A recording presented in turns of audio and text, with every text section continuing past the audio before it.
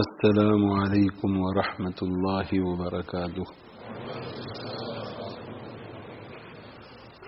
الحمد للہ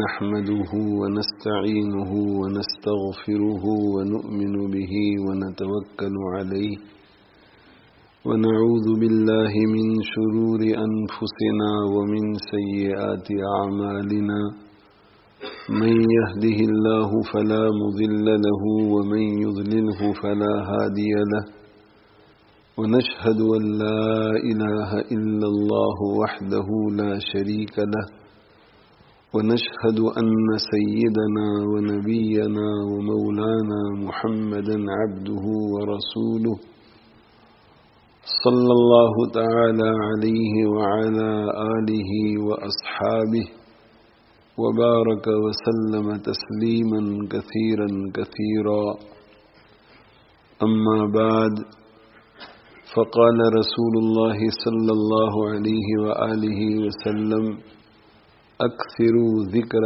هادم اللذات الموت، أو كما قال صلى الله عليه وآله وسلم: رب اشرح لي صدري ويسر لي أمري واحلل عقدة من لساني يفقهوا قولي، سبحانك لا علم لنا إلا ما علمتنا إنك أنت العليم الحكيم، اللهم انفعنا بما علمتنا وعلمنا ما ينفعنا وزدنا علما، إن الله وملائكته يصلون على النبي يا أيها الذين آمنوا صلوا عليه وسلموا تسليما، اللهم صل وسلم وبارك على سيدنا ومولانا محمد وعلى آله وأصحابه وأتباعه وأزواجه وذرياته۔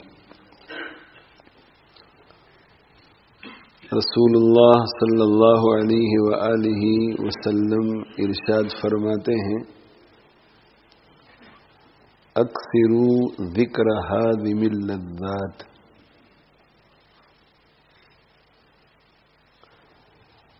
لذتوں کو توڑنے والی چیز کا ذکر بکثرت کرو، اور وہ لذتوں کو توڑنے والی چیز کیا ہے؟ موت۔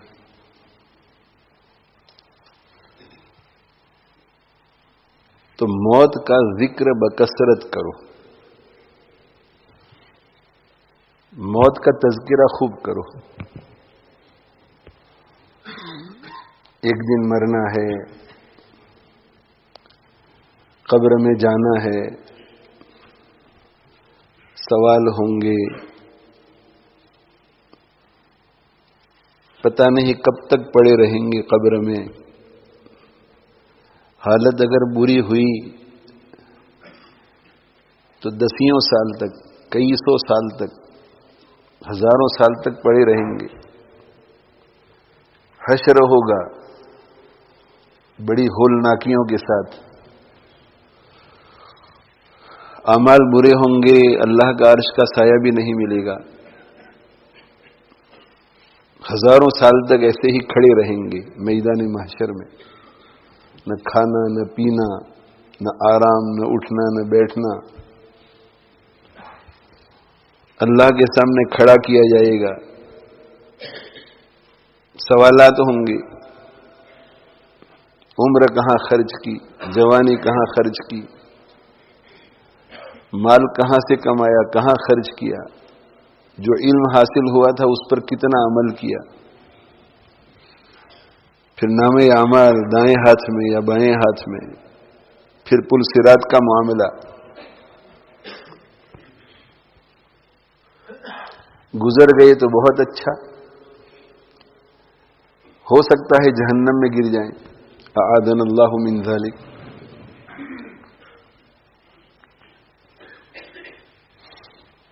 الگ الگ زاویوں سے موت کو یاد کرنا چاہیے، دل دماغ سے بھی موت کو یاد کرنا چاہیے، زبان سے بھی موت کو یاد کرنا چاہیے، زبان سے بول کر خود کو بھی دوسروں کو بھی موت کی یاد کرانی چاہیے، بیانات سن کر موت کو یاد رکھنا چاہیے، کتابیں پڑھ کر موت کو یاد کرنا چاہیے۔ یہ ہمارے پیارے آقا صلی اللہ علیہ وآلہ وسلم کا حکم ہے، یہ آپ کی چاہت ہے، اور آپ ماں سے زیادہ شفیق تھے۔ آپ صلی اللہ علیہ وآلہ وسلم اگر ہمیں کچھ کرنے کے لیے کہیں کہ یہ کرو، تو اس میں ہمارا 100 اور 1000 نہیں، 1,00,000% فائدہ ہوگا، تبھی آپ فرمائیں گے۔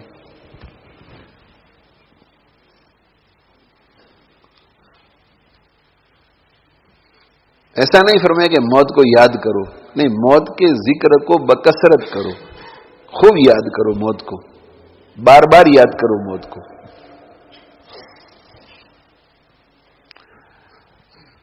اور جس حدیث میں یہ حکم ہوا، اس حکم میں اس کا فائدہ بھی بتلا دیا کہ یہ لذتوں کو توڑنے والی چیز ہے۔ جب موت کا تذکرہ بار بار ہوگا، موت کی یاد بار بار دل دماغ سے گزرے گی، تو یہ خیال آئے گا کہ مرنا ہے، مرنے کے بعد اللہ کے سامنے کھڑا ہونا ہے اور ایک ایک چیز کا حساب دینا ہے۔ اگر ناجائز لذتوں میں پڑے رہے تو جہنم میں، اور جائز لذتوں میں پڑے رہے تو کوئی حرج نہیں۔ تو لذتوں کو توڑنے والی چیز ہے موت، یعنی ناجائز لذتوں کو توڑنے والی۔ اس لیے کہ موت سے کیا فکر پیدا ہوگی؟ موت سے یہ فکر پیدا ہوگی کہ اللہ مجھے سزا دے گا۔ تو کھانے کے لیے بیٹھیں گے تو کوئی گھبراہٹ نہیں ہوگی، حلال کھانا کھائیں گے آپ، حلال کھانا کھانے میں کوئی رکاوٹ پیدا نہیں ہوگی کہ بھئی موت کو یاد کریں گے تو موت لذتوں کو توڑنے والی ہے، تو پھر تو میری زندگی ہی بیکار ہو جائے گی۔ نہیں، ایسا نہیں ہوگا۔ اگر اعتدال کے ساتھ، ماڈریشن کے ساتھ موت کو یاد کرے گا تو ایسا نہیں ہوگا۔ اس لیے کہ موت کو یاد کرنے سے دل دماغ میں ایک فکر پیدا ہوتی ہے کہ مجھے اللہ کے یہاں جانا ہے اور اپنے اعمال کا اللہ کو حساب دینا ہے۔ اچھے اعمال ہوں گے تو اللہ بدلہ دیں گے، برے اعمال ہوں گے تو اللہ پکڑ فرمائیں گے۔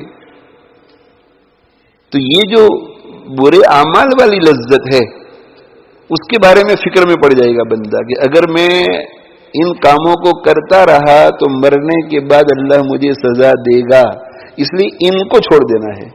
تو یہ ناجائز لذتوں کو توڑنے والی چیز ہے۔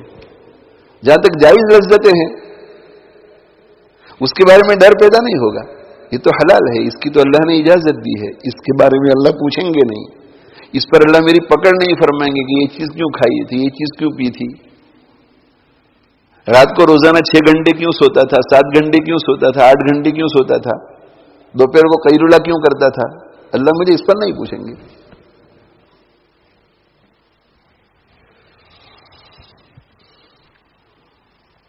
تو نبی صلی اللہ علیہ وسلم ارشاد فرما رہے ہیں کہ موت کو خوب یاد کرو۔ اور اسی حدیث کا آگے ایک دوسرا ٹکڑا بھی ہے جو سننے کو کم ملتا ہے۔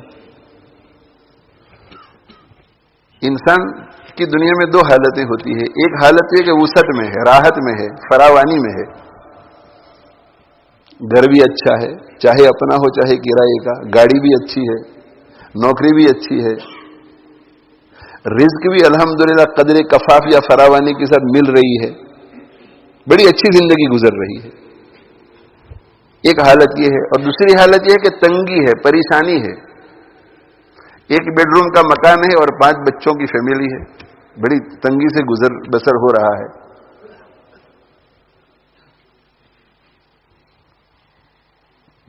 رزق بھی تنگ ہے، خرچہ پورا نہیں ہوتا، ہینڈ ٹو ماؤتھ بڑی مشکل سے ہفتہ گزرتا ہے، کبھی قرض بھی لینا پڑتا ہے، بیماریوں میں گزر رہے ہیں، پریشانیوں میں گزر رہے ہیں۔ تو یا تو اچھی حالت ہے یا بری حالت ہے، وسعت والی حالت ہے یا تنگی والی حالت ہے۔ نبی صلی اللہ علیہ وسلم کا اس سے آگے جو ارشاد ہے اس سے پتہ یہ چلتا ہے کہ وسعت والی حالت میں اگر کوئی موت کو یاد کرتا ہے اسے بھی فائدہ پہنچے گا، اور تنگی والی حالت میں اگر کوئی موت کو یاد کرتا ہے اسے بھی فائدہ پہنچے گا، دونوں کو فائدہ پہنچے گا، یعنی دنیاوی اعتبار سے فائدہ۔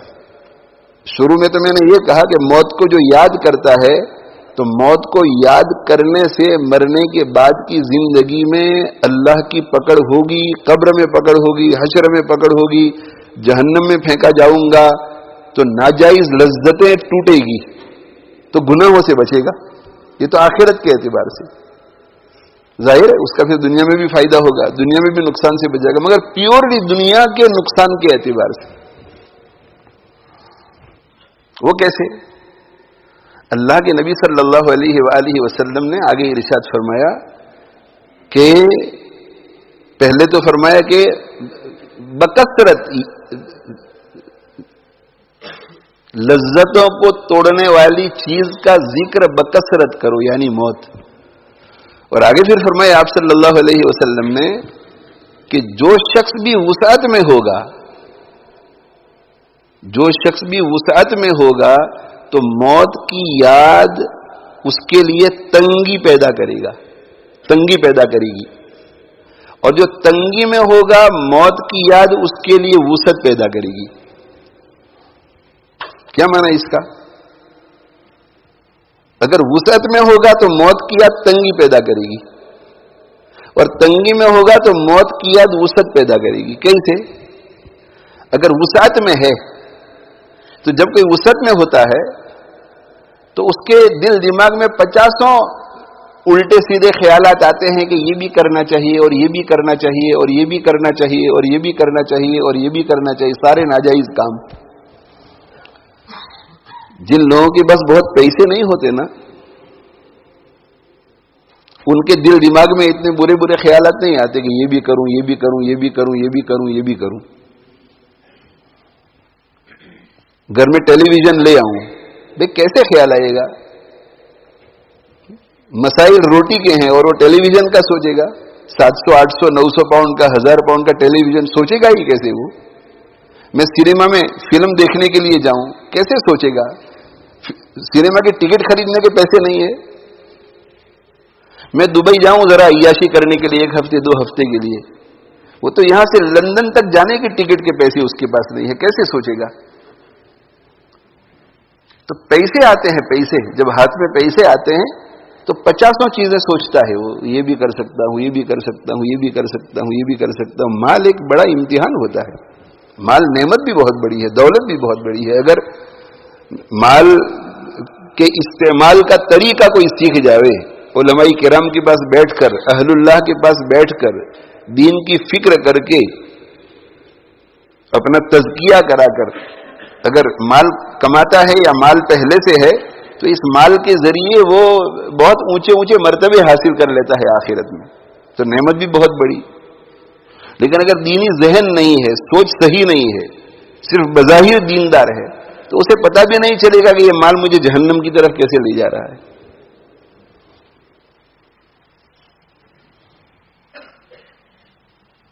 تو مال جب ہوتا ہے، مال بھی ہے، صحت بھی ہے، عزت بھی ہے،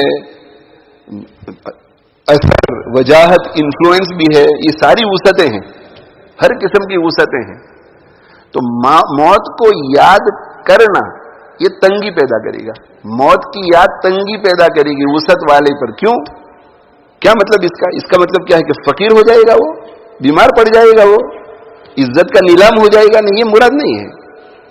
مطلب یہ ہے کہ یہ اپنی وسعت کی وجہ سے جو ساری باؤنڈریوں کو اور حدود کو بھول چکا ہے، تو جب بار بار موت کا خیال آئے گا کہ مجھے مرنا ہے ایک دن، اللہ کو منہ دکھانا ہے، قبر میں جانا ہے، حساب میرا ہونے والا ہے، تو وہ ساری حد بندیاں پھر آ جائیں گی۔ تو جو حد بندیاں ختم ہو گئی تھی اور زندگی بے مہار اونٹ کی طرح چل رہی تھی، اب وہ حدود آ گئی تو تنگی آ گئی۔ تنگی کا مطلب یہ کہ وہ حدود میں آ جائے گا، حدود میں آ جائے گا۔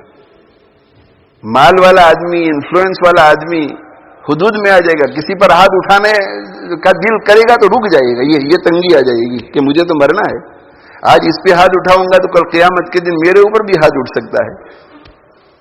फरिश्तों को अल्लाह हुक्म फरमाएंगे कि ठीक करो इसको। कितना प्यारा इरशाद है अल्लाह के नबी सल्लल्लाहु अलैहि वसल्लम का। एक एक बात हमारे प्यारे आका सल्लल्लाहु अलैहि वसल्लम की धुन और ध्यान के साथ सुनो, समझो और दिल दिमाग में बसाओ और बिठाओ, और फिर उसमें जो पैगाम है, मैसेज है, उसके मुताबिक अपनी जिंदगियों को बनाओ। आखिरत में जाने से पहले ही ये दुनियावी जिंदगी जन्नत बन जाएगी। वो आमाल जो जन्नत में ले जाने वाले हैं, वो आमाल जो जन्नत की नेमतें बनने वाले हैं, वो आमाल अगर आपकी जिंदगी में आ जाएं और आपको यहां जन्नत का मजा ना आए, ये कैसे हो सकता है? जो आमाल जन्नत में ले जाने वाले हैं और जो आमाल जन्नत की नेमत बनने वाले हैं, वो आमाल आपकी जिंदगी में आ जाए और आपको जन्नत का मजा ना आए, ये कैसे हो सकता है? इसीलिए जुनैद बगदादी रहमतुल्लाह अलैह क्या फरमाते थे? अहलुल लैल फी लैलिहिम अलद्दु मिन अहलिल लहव फी लहविहिम। लहू लइब में मशगूल लोगों को वो मजा नहीं आता जो रातों को उठकर तहज्जुद पढ़ने वालों को मुसल्ले पे मजा आता है, इसलिए कि वो जन्नत में ले जाने वाले अमाल में मशगूल हैं, उन अमाल में मशगूल है जो अमाल जन्नत की नेमत बनने वाले हैं।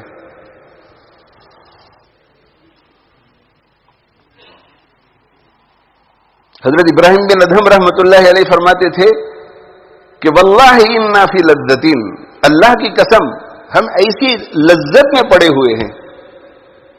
तो किस लज्जत में वो थे? नऊज़ु बिल्लाह आज़न अल्लाहु मिन ज़ालिक। ज़िना की लज्जत में थे इब्राहिम बिन अदहम रहमतुल्लाह अलैह, शराब की लज्जत में थे, ड्रग की लज्जत में थे, फिल्मों की लज्जत में थे। उनकी तो पूरी जिंदगी मुजाहदे वाली थी। तो उन मुजाहदों में, इसलिए कि ये मुजाहदे यही जन्नत में ले जाने वाले हैं, उनमें उनको लज्जत आती थी। और पुराने जमाने के जो बादशाह होते थे ना, वो डिक्टेटर्स होते थे, तो उनको कहीं भी ऐसा नजर आ जाए कि इसके पास बहुत अच्छा बाग है तो उसे छीन लेते थे, इसके पास बहुत अच्छी औरत है तो जबरन तलाक दिलवा करके शादी कर लेते थे, इसके पास बहुत अच्छी बांदी है तो खरीद लेते थे, इसके पास बाग है, बहुत मीठे मीठे फल हैं तो जबरन खरीद लेते थे। तो हजरत फरमाते हैं कि वल्लाहि इन्ना फी लज्जतिन, हम ऐसी लज्जतों में है इबादतों के अंदर। लौ अलिमहल मुलूक, अगर इन बादशाहों को पता चल जाता तो तलवारें लेकर हमारे पास भी आ जाते कि हमें ये लज्जतें दे दो। लौ अलिमहल मुलूक लजादलूना अलैहा बिस्सुयूफ, वो हमसे लड़ते तलवारों के जरिए कि ये तहज्जुद की लज्जत हमें चाहिए, हमें दे दो, ये तिलावत की लज्जत हमें चाहिए।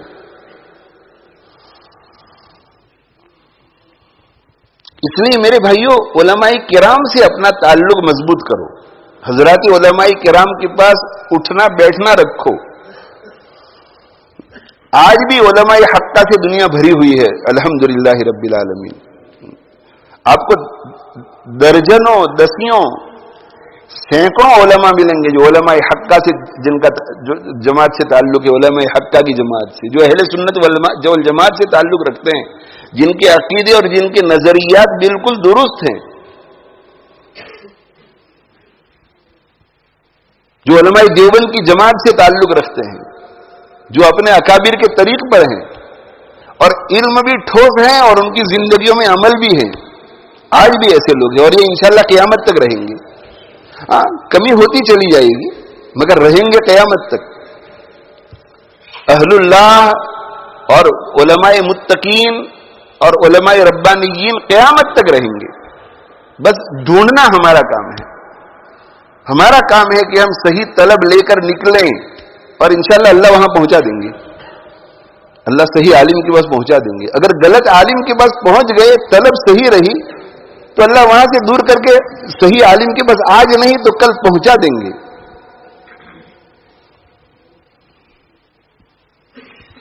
और उनसे कुरान को समझो, उनसे अहादीस को समझो, उनसे शरीयत को समझो, उनसे दीन को समझो। साथ اٹھنے بیٹھنے سے شریعت کا مزاج آتا ہے. شریعت کا بھی ایک مزاج ہے. شریعت کا بھی ایک مزاج ہے. آپ مجھے دور دور سے پہچانتے ہیں, دور دور سے صرف کبھی کبھار میسیجنگ کر لیتے ہیں, کبھی ایک آدھ بات پوچھ لیتے ہیں. تو میرا جو مزاج ہے اس مزاج کو آپ پہچان نہیں سکیں گے, اور جب مزاج کو پہچان نہیں سکیں گے تو میرے مزاج کے مطابق کام نہیں کر سکیں گے. شادی ہوتی ہے, میاں بیوی پہلی مرتبہ ایک دوسرے کو دیکھتے ہیں, پہلے رویت ہو چکی ہوگی مگر ایک دوسرے کے ساتھ رہے نہیں ہے. تو رہے نہیں ہے تو پہلے دن ہی سے میاں کو پتا نہیں ہے کہ مجھے اس کے ساتھ کس طرح رہنا ہے, اور بیوی کو بھی پتا نہیں کہ کس طرح رہنا ہے. جیسے جیسے زندگی گزرتی ہے تو 6 مہینے, 1 سال, 2 سال, 3 سال کے بعد دونوں ایک دوسرے کے مزاج کو پہچان لیتے ہیں, اور وہ گھر میں بولتی نہیں تو آپ اس کی خاموشی سے سمجھ جاتے ہیں کہ یہ کیا چاہتی ہے. اس کو کہتے ہیں مزاج کو سمجھنا. تو شریعت مطہرہ کے مزاج کو سمجھنے کے لیے ان لوگوں کے ساتھ اٹھنا بیٹھنا رکھنا پڑے گا جن کی زندگیوں میں شریعت ہے. جب ان کی زندگیوں کو دیکھیں گے ہم, تب اس شریعت کا مزاج ہمیں سمجھ میں آئے گا کہ مزاج کیا ہے شریعت کا. شریعت کے مزاج کو پہچاننے کے لیے ان لوگوں کے پاس بیٹھنا پڑے گا جن کی زندگیوں میں شریعت ہے. شریعت ہے. جیسے شریعت مطہرہ کا مزاج ہے کہ عورتوں کو بغیر ضرورت کے مکشوف نہیں ہونا چاہیے, اس لیے عورتوں کو مستورات کہتے ہیں. مستورہ یعنی وہ چیز جو چھپی ہوئی رہتی ہے. یہ مستورات کا لفظ ہے نا عورتوں کے لیے, یہ چھپی ہوئی رہنے والی چیز. تو عورتوں کے لیے شریعت کا مزاج مستور رکھنا ہے. مستور. اللہ کے نبی صلی اللہ علیہ وآلہ وسلم اپنے حجرے مبارکہ اور مسجد نبوی دونوں کی حد ملی ہوئی تھی, تو وہاں کھڑے ہوئے عید کے دن کچھ حبشی حضرات تھے, وہ نیزے سے کھیل رہے تھے. نیزے سے کھیل رہے تھے, مت کر رہے تھے نیزے کو چلانے کی, کھیلنے کا ہی نیزے مسجد کے اندر. اور مسجد کے اندر وہ کیوں جائز تھا؟ اس لیے کہ جہاد عبادت ہے, اور جہاد کے لیے تیاری کرنے والی چیز بھی عبادت ہے. لہذا مسجد میں وہ عبادت ہو رہی تھی. وہ سپورٹنگ نہیں کر رہے تھے نیزے کے ساتھ, وہ تو جہاد کی تیاری کر رہے تھے کہ دشمن کے مقابلے میں اگر آ جائے تو نیزہ کیسے چلانے کا, اسپیئر کیسے چلانے کا. اور یہ ایک عبادت ہوتی تھی. تو جیسے ہم لوگوں کو فٹ بال دیکھنے کا شوق ہوتا ہے, وہ سپورٹنگ کے لیے صحابہ کرام رضوان اللہ تعالی علیہ مجمعین کا دل جو ہے وہ جہاد کے شوق سے, شہادت کے شوق سے ہر وقت سرشار رہتا تھا. تو جب جنگی مشقیں ہوتی تھی تو سب کو شوق ہوتا تھا کہ ہم جا کر کے دیکھیں. تو کچھ مشق کرتے تھے, کچھ دیکھتے تھے. تو اللہ کے نبی صلی اللہ علیہ وآلہ وسلم بھی دیکھ رہے تھے مسجد کے کنارے پر کھڑے ہو کر. کبھی تیر اندازی ہوتی تھی تو اللہ کے نبی صلی اللہ علیہ وسلم پہنچتے تھے اور تیر اندازی کو دیکھتے تھے اور انکریج کرتے تھے. یرمو بنی اسماعیل وانا معکم. اے بنو اسماعیل ایک قبیلہ تھا جن کا نسب پہنچتا تھا حضرت اسماعیل علیہ السلام کا. یرمو بنی اسماعیل, اے اسماعیل کی اولاد, تیر پھینکو تم. تو مقابلہ ہو رہا تھا, 2 پارٹی تھی. جب مقابلہ ہوتا ہے تو ہی مشق ہوتی ہے نا اچھی طرح. تو آپ صلی اللہ علیہ وسلم نے فرمایا کہ میں تمہیں سپورٹ کرتا ہوں, یہ بنو اسماعیل. تو دوسری جماعت تھی, انہوں نے اپنے کمان اور تیروں کو سمیٹ لیا اور کہا پھر ہم نہیں پھینکتے. کیوں نہیں پھینکتے؟ تو کہ آپ ان کو سپورٹ کر رہے ہیں, اب ہمارے ساتھ نہیں ہے. جن کو آپ سپورٹ کر رہے ہیں ان کا مقابلہ ہم کیسے کر سکیں؟ تو حضرت صلی اللہ علیہ وسلم نے کیا فرمایا؟ ارمو, دونوں جماعتیں پھینکو تیر کو. وَأَنَا مَعَكُمْ كُلِّكُمْ, میں دونوں کو سپورٹ کر رہا ہوں. دونوں کو کیسے سپورٹ؟ اس لیے کہ دونوں کے دونوں جہاد کی تیاری میں لگے ہوئے ہیں, اس لیے میں سپورٹ دونوں کو کر رہا ہوں. اب آج کل جن لوگوں کو بصیرتیں نہیں ہوتی اور بخاری شریف کا انگلش کا ترجمہ اٹھا لیتے ہیں اور کہتے ہیں کہ یہ مولویوں نے مسجدوں کو سب پر تنگ کر دیا ہے. صحابہ کرام رضوان اللہ تعالی علیہ مجمعین تو سپورٹس بھی کھیلا کرتے تھے مسجد کے اندر. علماء کرام کو ذرا باسکٹ بال کے لیے بھی مسجد کو کھول دینا چاہیے. اس قسم کی حدیثوں سے وہ استدلال کرتے ہیں ماڈرن خیال کے لوگ، جنہوں نے حدیث والوں کے ساتھ زندگی نہیں گزاری، اس سے حدیث کا مزاج نہیں سمجھ سکے. وہ تفسیر والوں کے ساتھ زندگی نہیں گزاری، اس سے تفسیر کا مزاج نہیں سمجھ سکے، قرآن کا مزاج نہیں سمجھ سکے.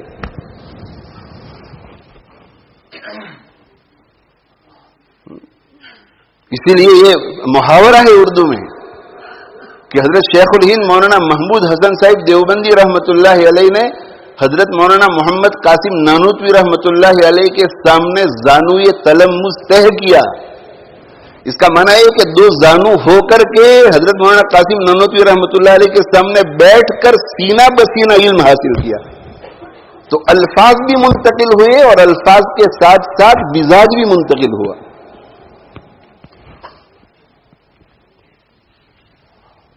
اب دھیرے دھیرے یہ سوشل میڈیا جو ہے ہمیں صحبتوں سے بالکل فارغ کر رہا ہے. صحبتوں سے بالکل ہم فارغ ہو رہے ہیں. بیان گھر سے سن لو، بڑے بڑے اکابر کا بیان ہم سن سکتے ہیں گھر میں بیٹھ کر، تو ہمارے مقامی مسجد کے امام صاحب کا بیان کیوں سنیں بھائی؟ ہوں گے ہماری مسجد کے امام صاحب اہل اللہ میں سے ہوں گے، اللہ والے ہوں گے، ان کو فلاں بزرگ کی طرف سے خلافت بھی ہوگی اور بڑے اللہ والے نیک ہیں، مگر ان کا بیان فلاں انٹرنیشنل پرسنالٹی جیسا تو نہیں ہے نا، اس لیے ہم تو ان کا بیان سنیں گے. اب یہ سہولت ہمیں مل گئی ہے تو ایسے چیپ کم درجے کے مقرر کی، وائز کی، خطیب کی تقریر ہم کیوں سنیں؟ ٹھیک ہے وہ تقریر آپ سنیں گے اس کی، مگر صحبت آپ کو نہیں مل رہی ہے. صحبت سے آپ محروم رہے، ماحول سے آپ محروم ہیں. عشاء کی نماز پڑھی گھر چلے گئے، مسجد میں پروگرام ہے اس کو نہیں سن رہے ہیں، گھر جا کر کے سن رہے ہیں کسی اور کا پروگرام.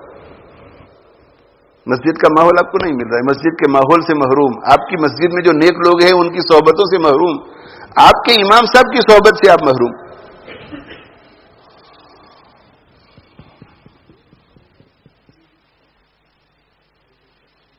تو اللہ کے نبی صلی اللہ علیہ وآلہ وسلم کھڑے ہیں اور دیکھ رہے ہیں کہ وہ حبشی لوگ جو ہیں عید کے دن خوشی میں نیزہ بازی کر رہے ہیں، نیزہ بازی کر رہے ہیں. اللہ کے نبی صلی اللہ علیہ وسلم دیکھ رہے ہیں. حضرت عائشہ رضی اللہ تعالی عنہا کو بھی شوق ہوا دیکھنے کا، تو حضرت عائشہ رضی اللہ عنہا پیچھے سے آئی، اللہ کے نبی صلی اللہ علیہ وسلم کے پیچھے کھڑی رہی اور کندھے کے اوپر سے دیکھنے لگی، کندھے پر سے دیکھنے لگی، سائیڈ پر کھڑے ہو کر کے نہیں دیکھا. ایسا کر سکتی تھی نا کہ نقاب پہن لیتی اور نقاب پہن کر کے سائیڈ پر کھڑی رہتی اور دونوں میاں بیوی ساتھ کھڑے ہو کر کے دیکھتے. ایسا نہیں کیا، کندھے پر سے دیکھا. کیوں ایسا کیا؟ اس لیے کہ وہ شریعت کے مزاج کو جانتی تھی، پیغمبر کی صحبت میں رہی تھی نا. کہنا نہیں پڑا حضور کو کہ عائشہ میرے پیچھے میرے سائیڈ پر کیا کر رہی ہے. تو حضرت عائشہ مزاج سمجھ چکی تھی کہ شریعت نے ہم عورتوں کو مکشوفہ نہیں بنایا ہے، مستورہ بنایا ہے. اس لیے میں دیکھوں گی مگر اپنے بدن کو چھپا کر.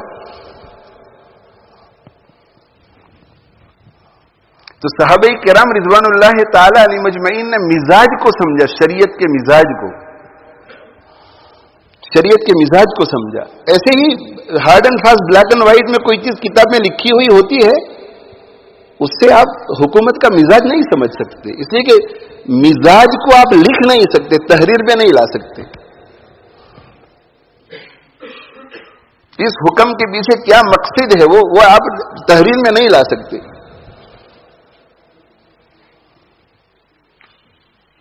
اور یہ پھر سلسلہ چلا. حضور صلی اللہ علیہ وسلم کو تو مزاج اللہ کی طرف سے ڈائریکٹ ملا تھا شریعت کا.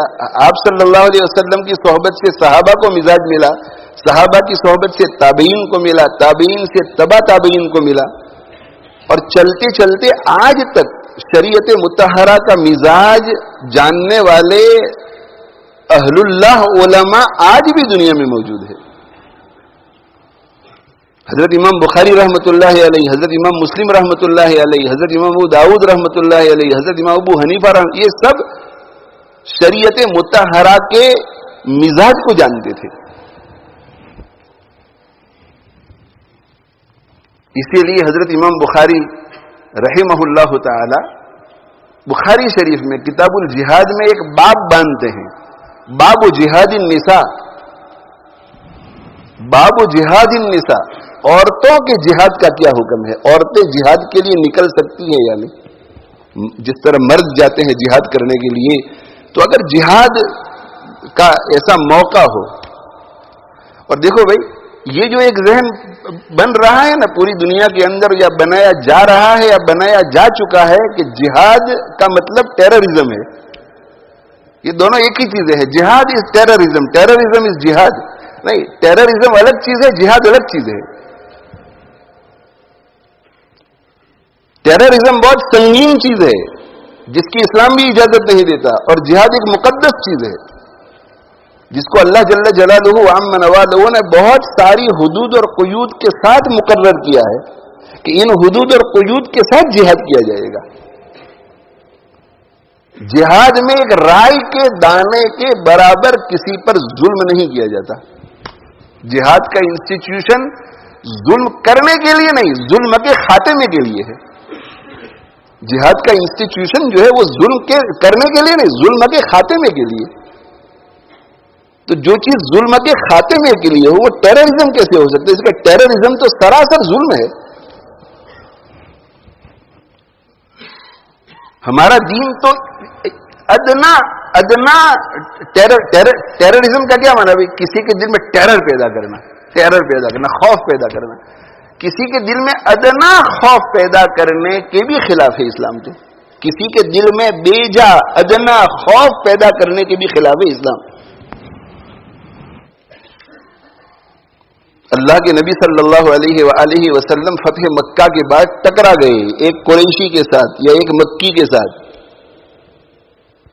اب اسے پتہ نہیں تھا کہ میں یہاں سے گزر رہا ہوں تو سامنے سے اللہ کے نبی صلی اللہ علیہ وسلم تشریف لائیں گے، اور کتنے سالوں سے مدینہ منورہ میں رہتے تھے، آمنے سامنے ہوئے نہیں تھے، اور بار بار سنتے رہتے تھے کہ وہ ہمارے دشمن ہے، مسلمان ہمارے دشمن ہے، ہمارے دشمن ہے، اور پھر یہ کہ دشمنوں نے ہمارا گھیرا کر لیا ہے اور فتح کر رہے ہیں، ہمارے پتہ نہیں کیا ہوگا. تو ایسے موقع پر سب چھپ چھپ کے رہتے ہیں، مگر باہر نکلنا بھی پڑتا ہے نا ضرورتوں کے لیے. تو وہ گھر سے نکلا اور اتفاق سے راستے میں ٹکرا گیا اللہ کے نبی صلی اللہ علیہ وسلم کے ساتھ. تو وہ کانپنے لگا، حضور کو دیکھ کر کانپنے لگا. دیکھو ٹیررائز ہوا نا ٹیرر، خوف پیدا ہو گیا نا اس کو. کیا کیا اللہ کے نبی صلی اللہ علیہ وسلم نے؟ آپ نے فرمایا ہوین علیک، ہوین علیک، اپنے اوپر نرمی کرو، ریلیکس. اس کا ترجمہ ریلیکس یہ فرمایا. ابھی مکہ کو فتح کر چکے ہیں، اور جب لبریٹرز کانکررز کسی علاقے کو فتح کرتے ہیں تو کیا کرتے ہیں؟ آپ نے کیا فرمایا؟ ریلیکس. اور پھر کیا کہا؟ انما انا ابن امرأۃ کانت تأکل القدید. جانتا ہے میں کون ہوں؟ میں مکہ مکرمہ کی اس عورت کا بیٹا ہوں جو گوشت کو گرمی میں خشک کر کے اپنے گھر میں رکھا کرتی تھی، اور جب ضرورت پڑتی تھی تو اسے کھا لیا کرتی تھی. میں سمپل گھر کا آدمی ہوں، میں غریب آدمی ہوں، مجھ سے ڈرنے کی ضرورت نہیں ہے. یعنی میرا کہنے کا مطلب یہ ہے کہ اس کے دل میں جو خوف پیدا ہوا، تو ٹھیک ہے آپ صلی اللہ علیہ وسلم اس پہ ظلم نہ کرتے، یوں گزر جاتے، اتنا بڑا آدمی یوں گزر جاتے. لیکن نہیں، آپ نے دیکھا کہ اس کے دل پر خوف طاری ہوا ہے، یہ ٹیرر میں نہیں رہنا چاہیے. اس لیے کہ مکہ مکرمہ اب مملکت اسلامیہ کا حصہ ہو گیا ہے، اور مملکت اسلامیہ تو بنتی اسی لیے ہے کہ اس میں ٹیرر میں کوئی نہ رہے، ریلیکس ہو کر کے رہے سب. ظلم تو مشروع ہی اس لیے ہوا ہے. اذن للذین یقاتلون بانہم ظلموا، سب سے پہلی آیت جو جہاد کی اتری اس میں یہی حکم ہوا کہ ان لوگوں کے لیے اذن للذین युकातलून, जिन लोगों से लड़ा जा रहा है, जिन लोगों पर जुल्म किया जा रहा है, उनको आज से इजाजत मिल गई कि अब तुम भी लड़ो, इसलिए कि लड़ना है तुम्हें जुल्म के खात्मे के लिए, किसी पर जुल्म करने के लिए नहीं। इसलिए ऐलान होता था। क्या ऐलान होता था? लश्करों को की रवानगी के वक्त ऐलान होता था, हर बड़ा आदमी ऐलान करता था कि औरतों के ऊपर हाथ न उठाया जाए, तलवार न उठाई जाए, बच्चों पर हाथ न उठाए जाए, जो लोग इबादत गाहों में इबादत में मशगूल हैं अपने अपने मजहब के मुताबिक, उन पर हाथ न उठाया जाए, दरख्तों को न काटा जाए, दरख्तों को न जलाया जाए, खेतियों को उजाड़ा न जाए, दुश्मनों के मामले में। और आज जो प्रोग्रेसिव दुनिया है, उन्होंने क्या किया है फलस्तीन के साथ, वो आप देखिए।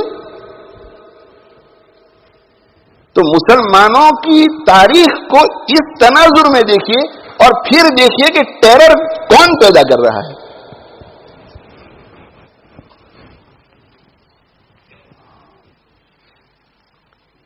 तो जिहाद जो है, जिहाद एक सिनोनिम हो गया है किसका? टेरर का। यानी जिहाद का माना यह कि टेरर और मुजाहिद का माना है कि टेररिस्ट। नहीं, जिहाद तो जुल्म को खत्म करने के लिए आया है, जिहाद तो अदलो इंसाफ को वजूद देने के लिए आया है, और उसके लिए भी बहुत सारे अहकाम हैं। इन हालात में जिहाद किया जाएगा, इन हालात में नहीं। और जब फतह किया जाता था कोई इलाका, तो शरीयत मुतहरा के अहकाम देखो, जब फतह किया जाता था किसी इलाके को, तो फतह करने के दो तरीके होते हैं, एक सुलहन और एक अनवतन। सुलह में यह है कि वो सामने वाली पार्टी कहती है कि बस हम अब लड़ना नहीं चाहती, हम आपके साथ सुलह करना चाहते हैं, हम दे देते हैं आपको हमारा मुल्क, सुलह करना चाहते हैं आपके साथ, हम जिजिया देने के लिए तैयार हैं। अच्छी बात है, फिर टेबल पर बैठ जाओ। अब जिजिया देने के लिए तैयार है, तो ये हुक्म नहीं है कि चूंकि आप फाते हो गए, आपने लिबरेट कर लिया, अब आप हुक्म कर दो कि हर शख्स के ऊपर एवरी मंथ 5 पाउंड है जिजिया, 50 पाउंड है जिजिया। नहीं, ऐसा नहीं होता। उन्होंने हथियार डाल दिए हैं आपके साथ, अब आप इनके हाकिम बन गए हैं, तो अब इनके साथ बैठो, इनके लीडर्स के साथ, और बैठ करके इनके साथ निगोशिएट करो कि आप कितना जिजिया देंगे। जब कोई इलाका सुलह के साथ फतह होता है, सुलह के साथ, तो वहां बैठ जाते हैं और उनको भी बोलने का हक दिया जाता है। जी भाई बोलो, क्या जिजिया देंगे, इनकम क्या है यहाँ के लोगों का, है सब देख करके भाई चलो, और दोनों पार्टी एग्री हो जाती है। इसमें कोई जुल्म हुआ? इसलिए कि उनकी रजामंदी के साथ, वो कोई जुल्म नहीं हुआ। और वो इलाका जो अनवतन फतह किया जाता है, अनवतन का जोर जबर से आखिर तक वो लड़ते रहे, और आपने उनको मगलूब कर दिया, और मगलूब करके कब्जा कर लिया चारों तरफ से, वो हथियार डालने के लिए आखिर तक तैयार नहीं हुए, आपने जबरन उनसे उनका मुल्क ले लिया लड़ करके। अब इन पर भी जिजिया आएगा, मगर जिजिया में उनकी राय का कोई एतबार नहीं होगा, जिजिया अब आप खुद फिक्स करेंगे, इसलिए कि उन्होंने हथियार नहीं डाले ना। तो उसमें मुसलमानों को क्या हुक्म है शरीयत की तरफ से? शरीयत की तरफ से हुक्म यह है कि मालदारों पर मालदारी के एतबार से जिजिया मुकर्रर करो, गरीब पर गरीब के एतबार से मुकर्रर करो। ये नहीं कि आंख बंद करके तुम मुकर्रर कर दो जिजिया। सुभान अल्लाह, ऐसा दीन और ऐसी ममलकत और ऐसी हुकूमत चिराग से आप ढूंढेंगे तो भी नहीं मिलेगी। ये इस्लाम पर बहुत बड़ा जुल्म हुआ है कि इस्लाम के बारे में मनफी और नेगेटिव प्रोपेगेंडा करके लोगों के जहनों को खराब किया गया है कि इस्लाम सरासर जुल्म है, इस्लाम में कोई खैर और खूबी नहीं है।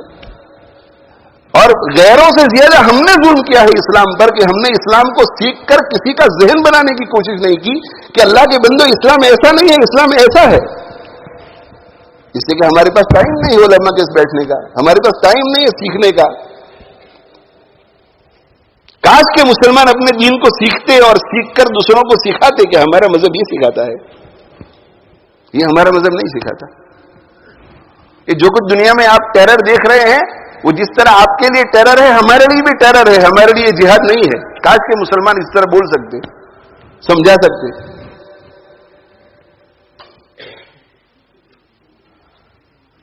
हजरत उमर रज़ी अल्लाह तआला अन्हु की वफात से चंद दिन पहले किसी इलाके से जिजिया वसूल करके जो हजरात आए थे, उनसे हजरत उमर रज़ी अल्लाह उन्होंने मुलाकात की اور ملاقات کر کے کارگزاری معلوم کی تو اس میں یہ کہا کہ ایسا تو نہیں کہ تم نے ان لوگوں پر اتنا جزیہ مقرر کیا ہے جس کی وہ ادائیگی کی طاقت نہیں رکھتے، ایسا تو نہیں؟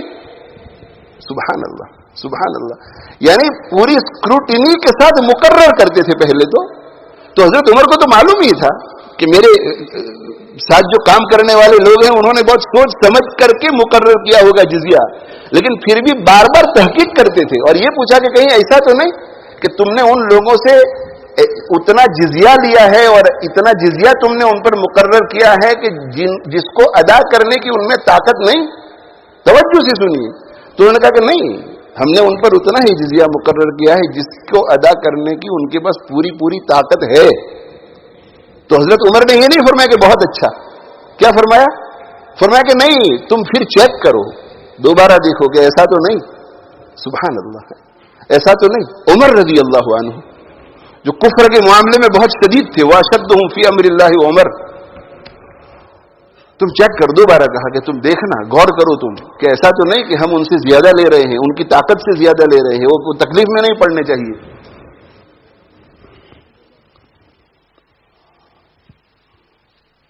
اللہ کے نبی صلی اللہ علیہ وآلہ وسلم نے تو یہاں تک ارشاد فرمایا کہ فی کل ذات کبد رطبۃ اجر، ہر زندہ چیز کی مدد کرنے میں اور ہر زندہ چیز کا خیال رکھنے میں اور ہر زندہ چیز کی خیر خواہی اور ہمدردی کرنے میں اللہ کے یہاں اجر ملتا ہے۔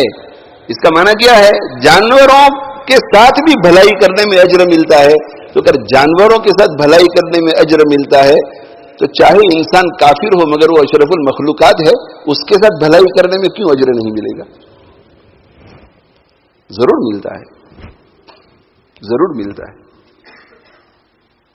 اسی لیے خلفائے راشدین کے دور کی تاریخ میں آپ کو کہیں یہ نہیں ملتا کہ مسلمانوں کی مملکت میں رہنے والے مسلمانوں کے اوپر غیر مسلموں پر ظلم کیا جاتا تھا، آپ کو کہیں نہیں ملتا۔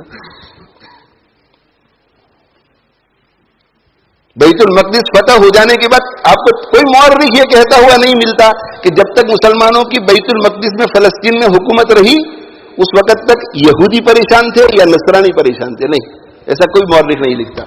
سب مورخ یہی لکھتے ہیں کہ جس طرح مسلمان سکون کے ساتھ رہتے تھے اسی طرح یہود بھی سکون کے ساتھ رہتے تھے، نصارہ بھی سکون کے ساتھ رہتے تھے۔ یہ میرا موضوع نہیں ہے، میں بہت مختصر تقریر کرنے کی نیت سے آج بیٹھا تھا جی، اس لیے یہاں رک جاتا ہوں۔ میں کہہ رہا تھا کہ جہاد پر سے اصل میں مجھے بات آ گئی کہ آج ہمارے لیے حالات ایسے پیدا کر دیے گئے کہ تقریر کرنے والا جہاد کا لفظ بولنے سے ڈرتا ہے کہ کہیں لفظ جہاد بولنے سے میری گرفتاری نہ ہو جائے، اور یہ خاموخواہ ڈرتے نہیں، ایسا ماحول بنایا گیا ہے اور ایسا ہوتا ہے، ایسا ہوتا ہے کہ آپ کس کانٹیکس میں بول رہے ہیں، آپ کہنے کیا جا رہے ہیں۔ اور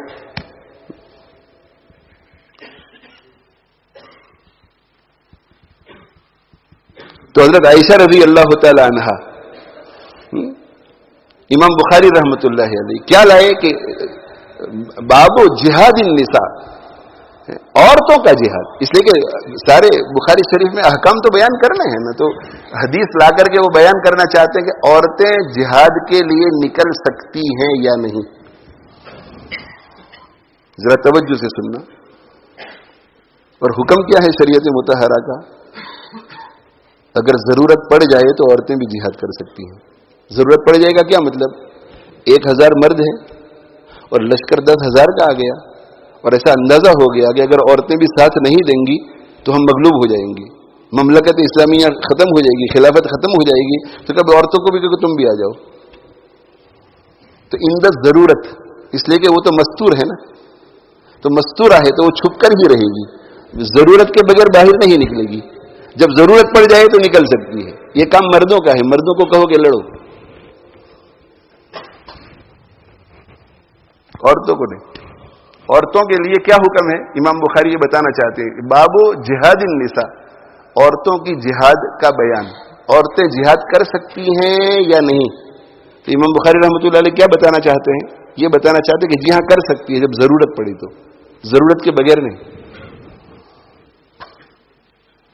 یعنی جہاد جیسی ایک عظیم عبادت جس کی درجنوں فضیلتیں ہیں، اس کے لیے عورتوں کے بارے میں کیا کہا؟ ضرورت کے وقت تب عورتیں جن دوسرے کاموں کے لیے آج کل میدان میں اتر آتی ہے، اس کے بارے میں بھی کوئی حکم ہوگا کہ نہیں کہ ضرورت ہو تو عورتیں نکلے؟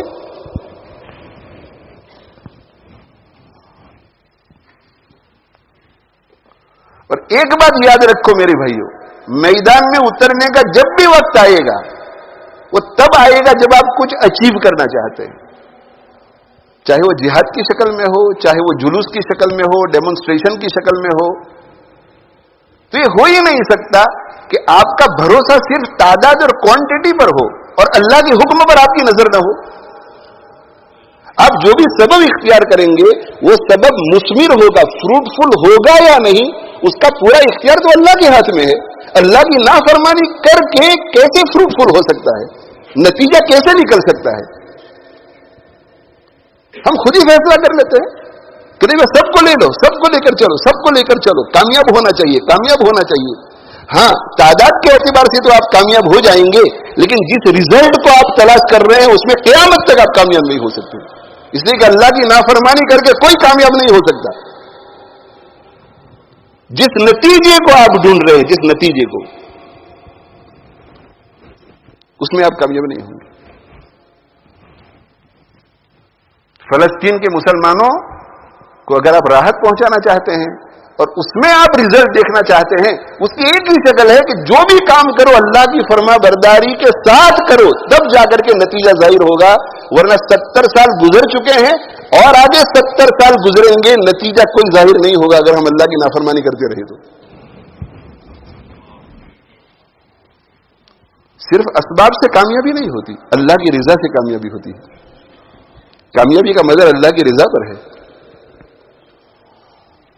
اللہ کی رضا والا کام اگر ہم نے کیا اور پازیٹو ریزلٹ نکلا، جو ہم چاہ رہے تھے وہ نکلا، تب بھی کامیاب.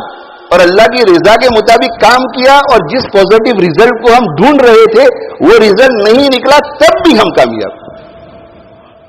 اسی وجہ سے حضرت حرام ابن ملحان رضی اللہ تعالیٰ عنہ اپنی جان گنوا رہے ہیں، مگر جان گنوا کر کے کیا فرما رہے ہیں؟ فزت ورب الکعبہ. جس ریزلٹ کو دیکھنا چاہتے تھے کہ میں صحیح سالم واپس لوٹ جاؤں اپنے ساتھیوں میں، وہ ریزلٹ ظاہر نہیں ہوا، مگر انہوں نے کہا کہ رب کعبہ کی قسم میں کامیاب ہو گیا. کیوں؟ اس لیے کہ جب سے مدینہ منورہ سے نکلا اس وقت سے لے کر شہادت تک میں نے اللہ کو ناراض کرنے والا کوئی کام نہیں کیا، میرا ہر کام اللہ کو راضی کرنے والا تھا. اس لیے فزت ورب الکعبہ.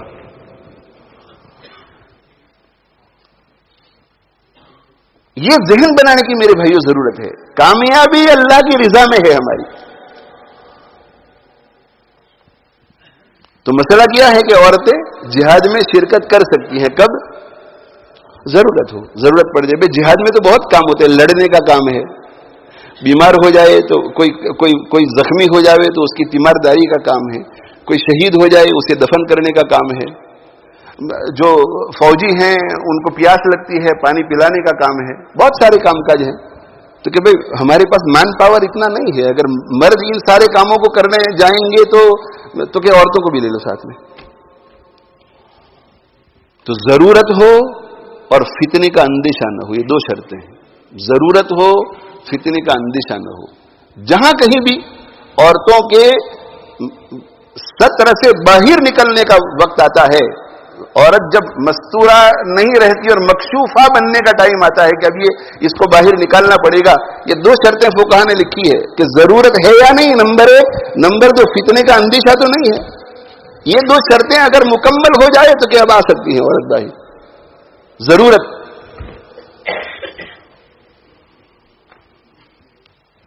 تو باب و جہاد النساء، عورتوں کی جہاد. امام بخاری بتانا چاہتے ہیں کہ ضرورت کے وقت جب فتنے کا اندیشہ نہ ہو تو عورتیں نکل سکتی ہیں. جی تو نیچے کوئی ایسی حدیث لانی چاہیے تھی نا، نیچے کوئی ایسی حدیث لانی چاہیے تھی جس سے پتا چلے کہ دیکھو حضور صلی اللہ علیہ وسلم کے زمانے میں بھی عورتیں جہاد کے لیے نکلی تھیں. غزوہ احد کے موقع پر حضرت عائشہ بھی نکلی تھی میدان میں، حضرت ام سلیم بھی نکلی تھی، حضرت فاطمہ بھی میدان میں اتری تھی، اور وہ لوگ پانی پلا رہے تھے مجاہدین کو. زخمیوں کی تیمارداری کر رہی تھی، تو وہ حدیث لانی چاہیے تھی نا نیچے ثابت کرنے کے لیے. اس لیے کہ امام بخاری تو اسی لیے تو اس مسئلے کو بیان کرنا چاہتے ہیں، لیکن نہیں، امام بخاری رحمۃ اللہ علیہ حدیث نہیں لائے، یہ حدیث نہیں لائے. حضرت عائشہ والی حدیث لائے، حضرت عائشہ والی حدیث. کیوں؟ اس لیے کہ امام بخاری رحمۃ اللہ علیہ شریعت کے مزاج کو جانتے تھے، اور شریعت کے مزاج کو جانتے تھے، اس لیے پڑھنے والوں کا ذہن بھی شریعت کے مزاج کے مطابق بنانا چاہتے ہیں. تو نیچے کون سی حدیث لائے؟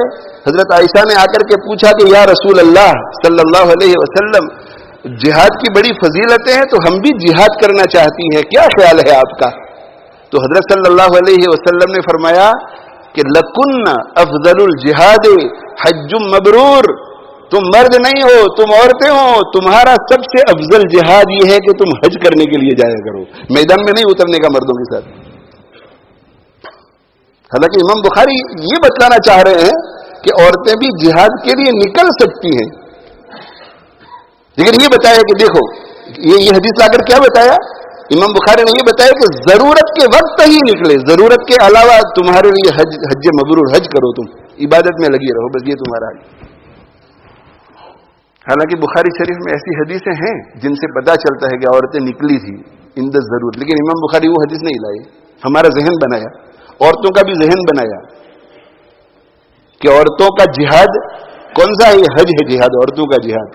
بہت زیادہ ضرورت تمہاری پڑ جاوے کسی وقت، ضرورت ہے اس وقت نکلنے کا، ورنہ نہیں.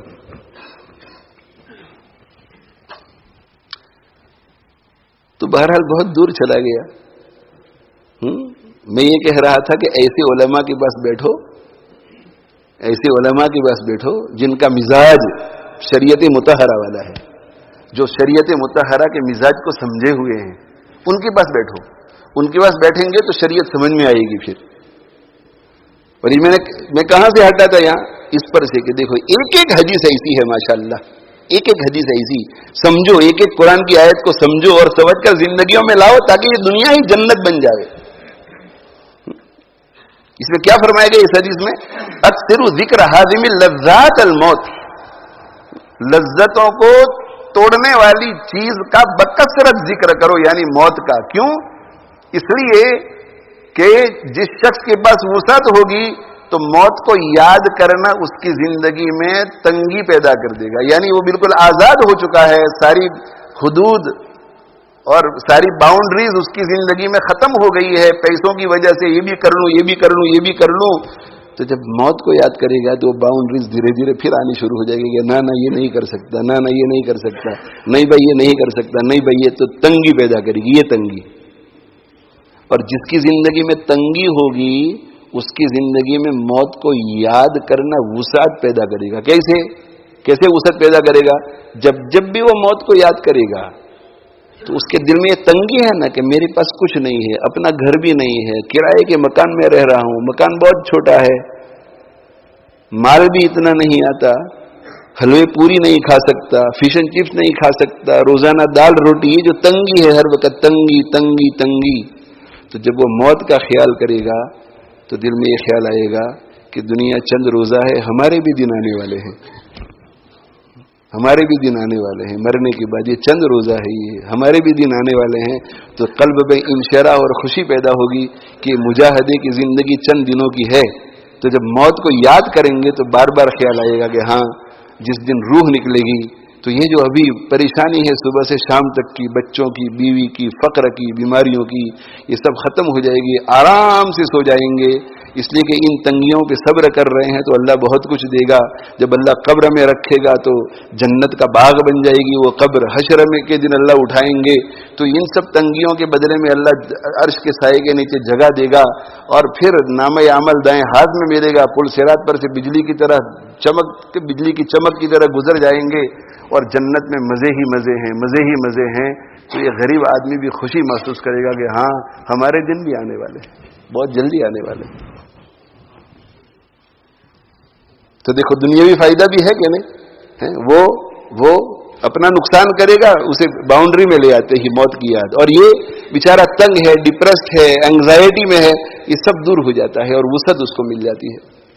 اکثر ذکر حازم اللذات، लज्जत को तोड़ने वाली, नाजायज लज्जतों को तोड़ने वाली चीज मौत को खूब याद करो। ये मौत को याद करो मेरे भाइयों। आज मैं असल में हमारे कारी यहिया साहिब हमारे फादिल भी हैं यहाँ के, और हमारे मदरसे के मुदर्रिस भी हैं शोबे क़िरात के। उनके वालिद मोहतरम का इंतकाल हो गया। हमारे फुफीजाद भाई की अहलिया का इंतकाल हो गया वहाँ हिंदुस्तान में। दोनों एक साथ हुए तो सोचा कि नहीं हमारे, इसलिए कि जो ये सुलूक तय करना है, सुलूक तय करना है, तज़किया, इस्लाह पूरा दिन जिंदगी में आ जाए, इसके लिए जिस तरह अच्छी सोहबत इख्तियार करनी है, जिक्र खूब करना है, ये दो तो बुनियादी चीजें हैं। इसके अलावा और भी 8-10 चीजें हैं। उनमें से एक चीज है मौत को याद करो। इसीलिए मामूलात का पर्चा जिस किसी को दिया जाता है उसमें लिखा हुआ है कि रोजाना मौत को याद करो, रोजाना मौत का मुराकबा करो। और आदमी बहुत वजाहत के साथ कि तो रोजाना ना कर सको तो हफ्ते में एक मरतबा करो, हफ्ते में एक मरतबा नहीं तो महीने में एक मरतबा करो, लेकिन मौत को बैठकर याद करो। मौत का मुराकबा का क्या मन, आंखें बंद कर लो और आंखें बंद करके ऐसा सोचो कि मैं बिस्तर पे लेटा हुआ हूं, डॉक्टरों ने जवाब दे दिया है कि आखिरी वक्त है, अब चंद ही दिन है, चंद ही घंटे हैं, चंद ही लम्हात हैं, जा रहा है ये, अब कोई इलाज नहीं, अब अनकरीब में मरने वाला हूं। और अब मलकुल मौत आ गए, चारों तरफ लोग खड़े हैं, अलविदा कर रहे हैं, कोई कुछ नहीं कर पा रहा है, मैं हेल्पलेस हूं, बिल्कुल बेबस पड़ा हुआ हूं, और अब मेरी रूह निकल रही है, रूह निकल रही है। और फिर सोचो कि मेरी इस वक्त जैसी जिंदगी है ऐसी ही जिंदगी उस वक्त तक रही तो मलकुल मौत मेरी रूह कैसे निकालेगा। वलव तरा, काश कि आप देख लेते, कुरान कहता है वलव तरा, काश कि आप देख लेते, इज़ यतवफ़्फ़ल लज़ीना कफ़रुल मलाइकतो, जबकि वफात देंगे फरिश्ते मुनकिरीन को, अल्लाह का इनकार करने वालों को, यदरिबूना वुजूहहुम, यदरिबूना वुजूहहुम, वो फरिश्ते पिटाई कर रहे होंगे उनके चेहरों के ऊपर, वअदबारहुम, और पुश्तों के ऊपर। फरिश्ते मरने से पहले ही पिटाई शुरू कर देते हैं। तो जब मुनकिरीन का ही हाल है तो मोमिन है मगर अल्लाह का नाफरमान है तो कुछ न कुछ उसे भी तो सजा मिलती होगी। हजरत इब्राहिम अलैहिस्सलातु वस्सलाम ने एक मरतबा मलकुल मौत से मुलाकात हुई तो कहा कि आप जरा अल्लाह मियां से इजाजत लीजिए और मुझे वो शक्ल आप दिखाइए, वो शक्ल जिस शक्ल में आप किसी अल्लाह के मुनकिर और अल्लाह के नाफरमान की रूह कब्ज करने के लिए आते हैं। तो हजरत इज़राइल अलैहिस्सलातु वस्सलाम ने अर्ज किया कि पैगंबर रहने दीजिए, ये बात रहने दीजिए, आप मुझे नहीं देख पाएंगे। कि नहीं, मैं देखना चाहता हूं, अल्लाह से इजाजत दे दो। अल्लाह से इजाजत मिल गई तो क्या आप जरा थोड़ी देर के लिए उधर देखिए। उधर देखा, इन्होंने उस शक्ल को इख्तियार कर लिया। हजरत इब्राहिम अलैहिस्सलातु वस्सलाम जैसा जलीलुल कद्र पैगंबर, रूहानियत कितनी आला होगी और कल्ब कितना मजबूत होगा, जैसे ही निगाह पड़ी हजरत इज़राइल पर बेहोश होकर गिर गए, बेहोश होकर गिर गए। यानी ये तो सिर्फ शक्ल ऐसी होगी, उसके बाद उसकी तरफ से जो सख्तियां, जो पिटाई, जो वो दूसरी बात है। जब होश में आए हजरत इब्राहिम अलैहिस्सलातु वस्सलाम तो मलकुल मौत अपनी दूसरी शक्ल में आ चुके थे, जिस शक्ल में मुलाकात के लिए आते थे। तो उन्होंने अर्ज किया कि मैंने आपसे कहा था कि आप ताब नहीं ला सकेंगे, देख नहीं सकेंगे। तो हजरत इब्राहिम खलीलुल्लाह क्या फरमाते हैं वो सुनिए आप। उन्होंने कहा कि अल्लाह के मुनकिर और किसी काफिर को आखिरत में मरने के बाद कोई सजा न मिले, सिर्फ आपकी वो शक्ल दिखाई जाए उसको, तो उसके कुफ्र की सजा के लिए ये काफी है, कुफ्र की सजा के लिए वो काफी है। आगे दूसरा जो कुछ है वो बोनस। तो ऐसा सोचिए कि मैं फिल्मों को देख रहा हूं, मैं सूद खा रहा हूं, मैं सूद दे रहा हूं, मैं नमाजें नहीं पढ़ रहा हूं, मैं बदनजरी में मुब्तला हूं, मैं गाली बोल रहा हूं, गिबत कर रहा हूं, ये है वो है, जुल्म कर रहा हूं, है बहुत सारे। तो मेरा अगर इस वक्त मौत आए तो क्या होगा, कब्र में मेरा क्या होगा, कोई मदद नहीं कर सकेगा। दाएं बाएं आगे पीछे, दाएं बाएं आगे पीछे। हमारी वालिदा मोहतरमा का जब इंतकाल हुआ, उससे पहले भी कई लोगों को मरते हुए देखा, लेकिन वालिदा मोहतरमा वालिदा होती है। मैं वहाँ खड़ा था और डॉक्टर साहिबान कह चुके थे کہ اب ان کا انتقال ہے، چند گھنٹوں کے بعد، چند لمحوں کے بعد، اب یہ ٹھیک نہیں ہوگی، سبب کے درجے میں اب ان کا انتقال ہے. بے ہوشی کے عالم میں وہ پڑی ہوئی تھی، سانس لے رہی تھی، نہ کوئی نقل و حرکت کچھ. میں وہاں کھڑے کھڑے سوچ رہا تھا کہ والدہ کو اللہ حسن خاتمہ نصیب کرے، لیکن میں وہاں سوچ رہا تھا کہ اب سارے بھائی بہن یہاں کھڑے ہیں، ان کے سارے محارم یہاں کھڑے ہیں، لیکن ہم میں سے کوئی ان کی حسن خاتمہ کے معاملے میں مدد نہیں کر پا رہا ہے. ہم میں سے کوئی ان کو ہاتھ پکڑ کے ایسا نہیں کہہ سکتا کہ امی جان آپ یہ کلمہ پڑھ لیجئے تاکہ آپ جنت میں جائیں. نہ کوئی، ہیلپ لیس، بالکل ہیلپ لیس. اور ایسے میں دیکھ رہا تھا کہ ہماری والدہ کی ہم میں سے کوئی مدد نہیں کر سکتا، کوئی مدد نہیں کر سکتا، کوئی مدد نہیں کر سکتا، پڑی ہوئی ہے. اللہ اکبر. پھر اللہ تعالی شانہ نے توفیق دی. آپ کو پتا ہے کہ جب کوئی مر رہا ہوتا ہے اپنے قریب کے لوگوں میں سے، تو آدمی وہاں سے پیشاب کے لیے بھی جانا پڑے تو جلدی جلدی جاتا ہے اور جلدی جلدی آتا ہے. لیکن اللہ تعالیٰ شانہ نے ہماری والدہ کی وفات سے آدھا گھنٹہ پہلے توفیق دی. شاید کسی کو پتا بھی نہ ہو. میں کمرے سے خاموشی سے نکل گیا اور ایک کمرے میں چلا گیا جہاں بالکل اندھیرا تھا. مولانا احمد صاحب وغیرہ کسی کو پتا نہیں چلا، اور میں وہاں جا کر کے سجدے میں گر گیا اور میں نے کہا، یہ اللہ، ہماری والدہ آپ کے رحم و کرم پر، ہم کچھ نہیں کر سکتے. پوری زندگی ہم ان کی خدمت کرتے رہے، پانی مانگتی تھی پانی دیتے تھے، جو بھی ان کی ضرورت محسوس ہوتی تھی کرنے کی کوشش کرتے تھے. اس وقت ان کی زندگی کی سب سے بڑی ضرورت ہے اور اس ضرورت میں ہم ان کی مدد نہیں کر سکتے. یہ اللہ آپ کے حوالے ہم نے کر دیا ہماری والدہ کو. اب آپ یہاں سے ٹیک اوور کر لیجیے، ہمارے ہاتھ میں اب کچھ نہیں ہے. اور میں نے سجدے میں رو رو کر کہا کہ یہ اللہ، ان کے ذمے جتنے حقوق العباد ہیں اور ان کے ذمے جتنے حقوق اللہ ہیں وہ میں اپنے سر پہ لے رہا ہوں، مگر ان کو آپ معاف کر دیجیے. اور آپ کوئی طریقہ ایسا نکالیے کہ مجھے پتا چلے کہ کیا حقوق اللہ ان کے ذمے باقی رہ گئے ہیں، کیا حقوق العباد ان کے ذمے باقی رہ گئے ہیں.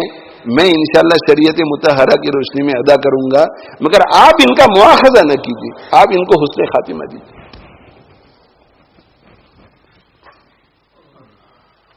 کچھ نہیں کر سکیں گے میرے. اور مرنے والا رب ارجعون، وہ بھی کہے گا یہ اللہ مجھے واپس دنیا میں لوٹا دے. اس لیے کہ تیاری کر کے نہیں آیا. رب ارجعون لعلی اعمل صالحا فیما ترکت، وہ جو دنیا میں چھوڑ کے جا رہا ہوں اس میں مجھے واپس بھیج دیجئے تاکہ میں اچھے اعمال کر کے آؤں، پلیز ایک موقع دے دیجئے.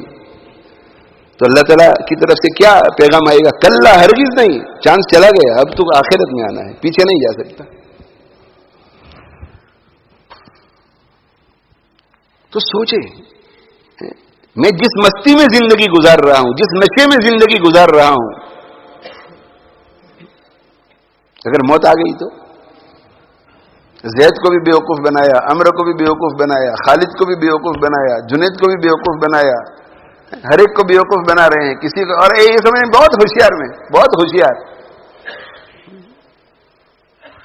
یہی تجھ کو دھن ہے رہوں سب سے بالا، ہو زینت نرالی ہو فیشن نرالا، جیا کرتا ہے کیا یوں ہی مرنے والا، تجھے حسن ظاہر نے دھوکے میں ڈالا. یہ حسن ظاہر کہ کرسی میری، دنیا بھر سے لوگ میرے سامنے آ کر کے بیٹھتے ہیں، میرے اشارے پر لوگ چلتے ہیں، میں بہت ہوشیار، سب کو بیوقوف بناتا ہوں، سچ کو غلط، غلط کو سچ ہے. بڑی مزے کی زندگی ہے، بڑی مزے کی زندگی ہے. جو چاہتا ہوں وہ ہوتا ہے، جو چاہتا ہوں وہ کرتا ہوں. یہ حسن ظاہر ہے، اس نے تجھے دھوکے میں ڈالا ہے. یہ حسن ظاہر تجھے دھیرے دھیرے دھیرے دھیرے دھیرے دھیرے موت کے قریب لے جا رہا ہے، اور پھر موت تجھے دبوچ لے گی، اچانک دبوچ لے گی. اور اس وقت تو چیختا چلاتا رہ جائے گا، رب ارجعون رب ارجعون رب ارجعون. لیکن نہیں، پھر موقع نہیں ملے گا. یہ سوچنا چاہیے میرے بھائی، غور کرنا چاہیے. جو موت کو جتنا زیادہ یاد کرے گا وہ گناہوں سے اتنا ہی دور ہوتا چلا جائے گا اور تقوی سے اتنا ہی قریب ہوتا چلا جائے گا.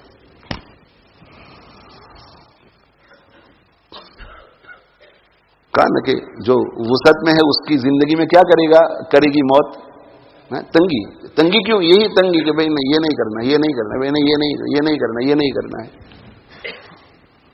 موت کا یہ فائدہ ہے. کیا فائدہ ہے؟ موت گناہوں سے بچاتی ہے. موت کی بار بار یاد گناہوں سے بچاتی ہے، گناہوں سے بچاتی ہے موت کی یاد۔ نمبر 2 اطاعت پر لاتی ہے، اطاعت پر لاتی ہے۔ نمبر 3 توبہ کی طرف لاتی ہے، توبہ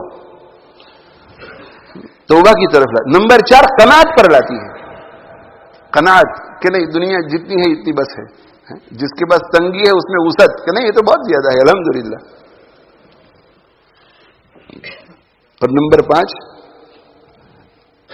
عبادت کی کثرت کی طرف لے جاتی ہے، عبادت کی کثرت کی طرف کہ نہیں ایک سپارہ نہیں 2 سپارے پڑھنے، اس لیے کہ مرنے کے بعد کام آئے گا، مر جاؤں گا تو کیا ہوگا، 2 رکعت نفل نہیں 4 پڑھوں گا، مختصر نفل نہیں لمبی نفل پڑھوں گا۔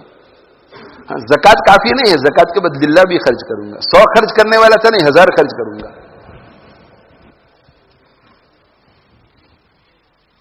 اکڑ کو دور کرتی ہے موت کی یاد، اکڑ، اور تواضع کو لاتی ہے، تواضع کو لاتی ہے۔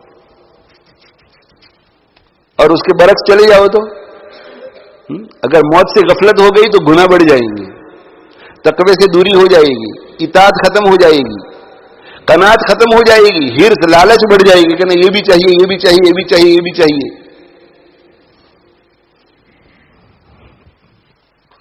عبادت میں کمی آ جائے گی، موت کی فکر نہیں تو عبادت میں کمی کہ بس 4 فرض پڑھ لی اب ہو گیا، 4 فرض اور 3 وتر پڑھ لی ہو گیا، 4 فرض 3 وتر چلو 2 سنت موقدہ بھی پڑھ لیتی، بس سنت غیر موقدہ کی ضرورت نہیں ہے۔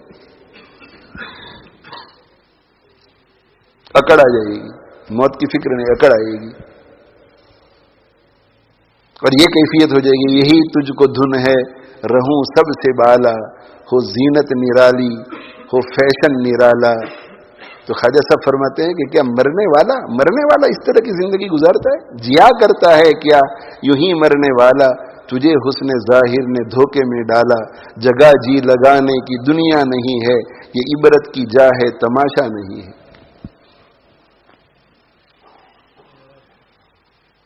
اللہ تعالیٰ مجھے آپ کو عمل کی توفیق عطا فرمائے۔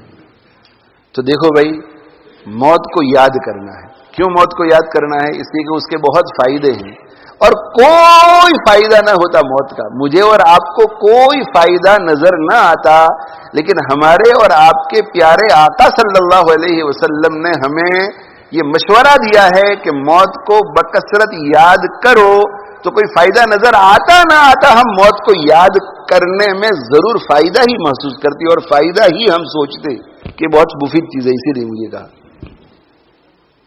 اس لیے کہ میرے اور آپ کے لیے ہمارے پیارے آقا صلی اللہ علیہ وسلم سے زیادہ شفیق اور مشفق کوئی نہیں ہے، کوئی نہیں۔ اللہ کے بعد ہمارے پیارے آقا صلی اللہ علیہ وسلم سے زیادہ شفقت کرنے والا ہمارے اوپر دوسرا کوئی نہیں ہے۔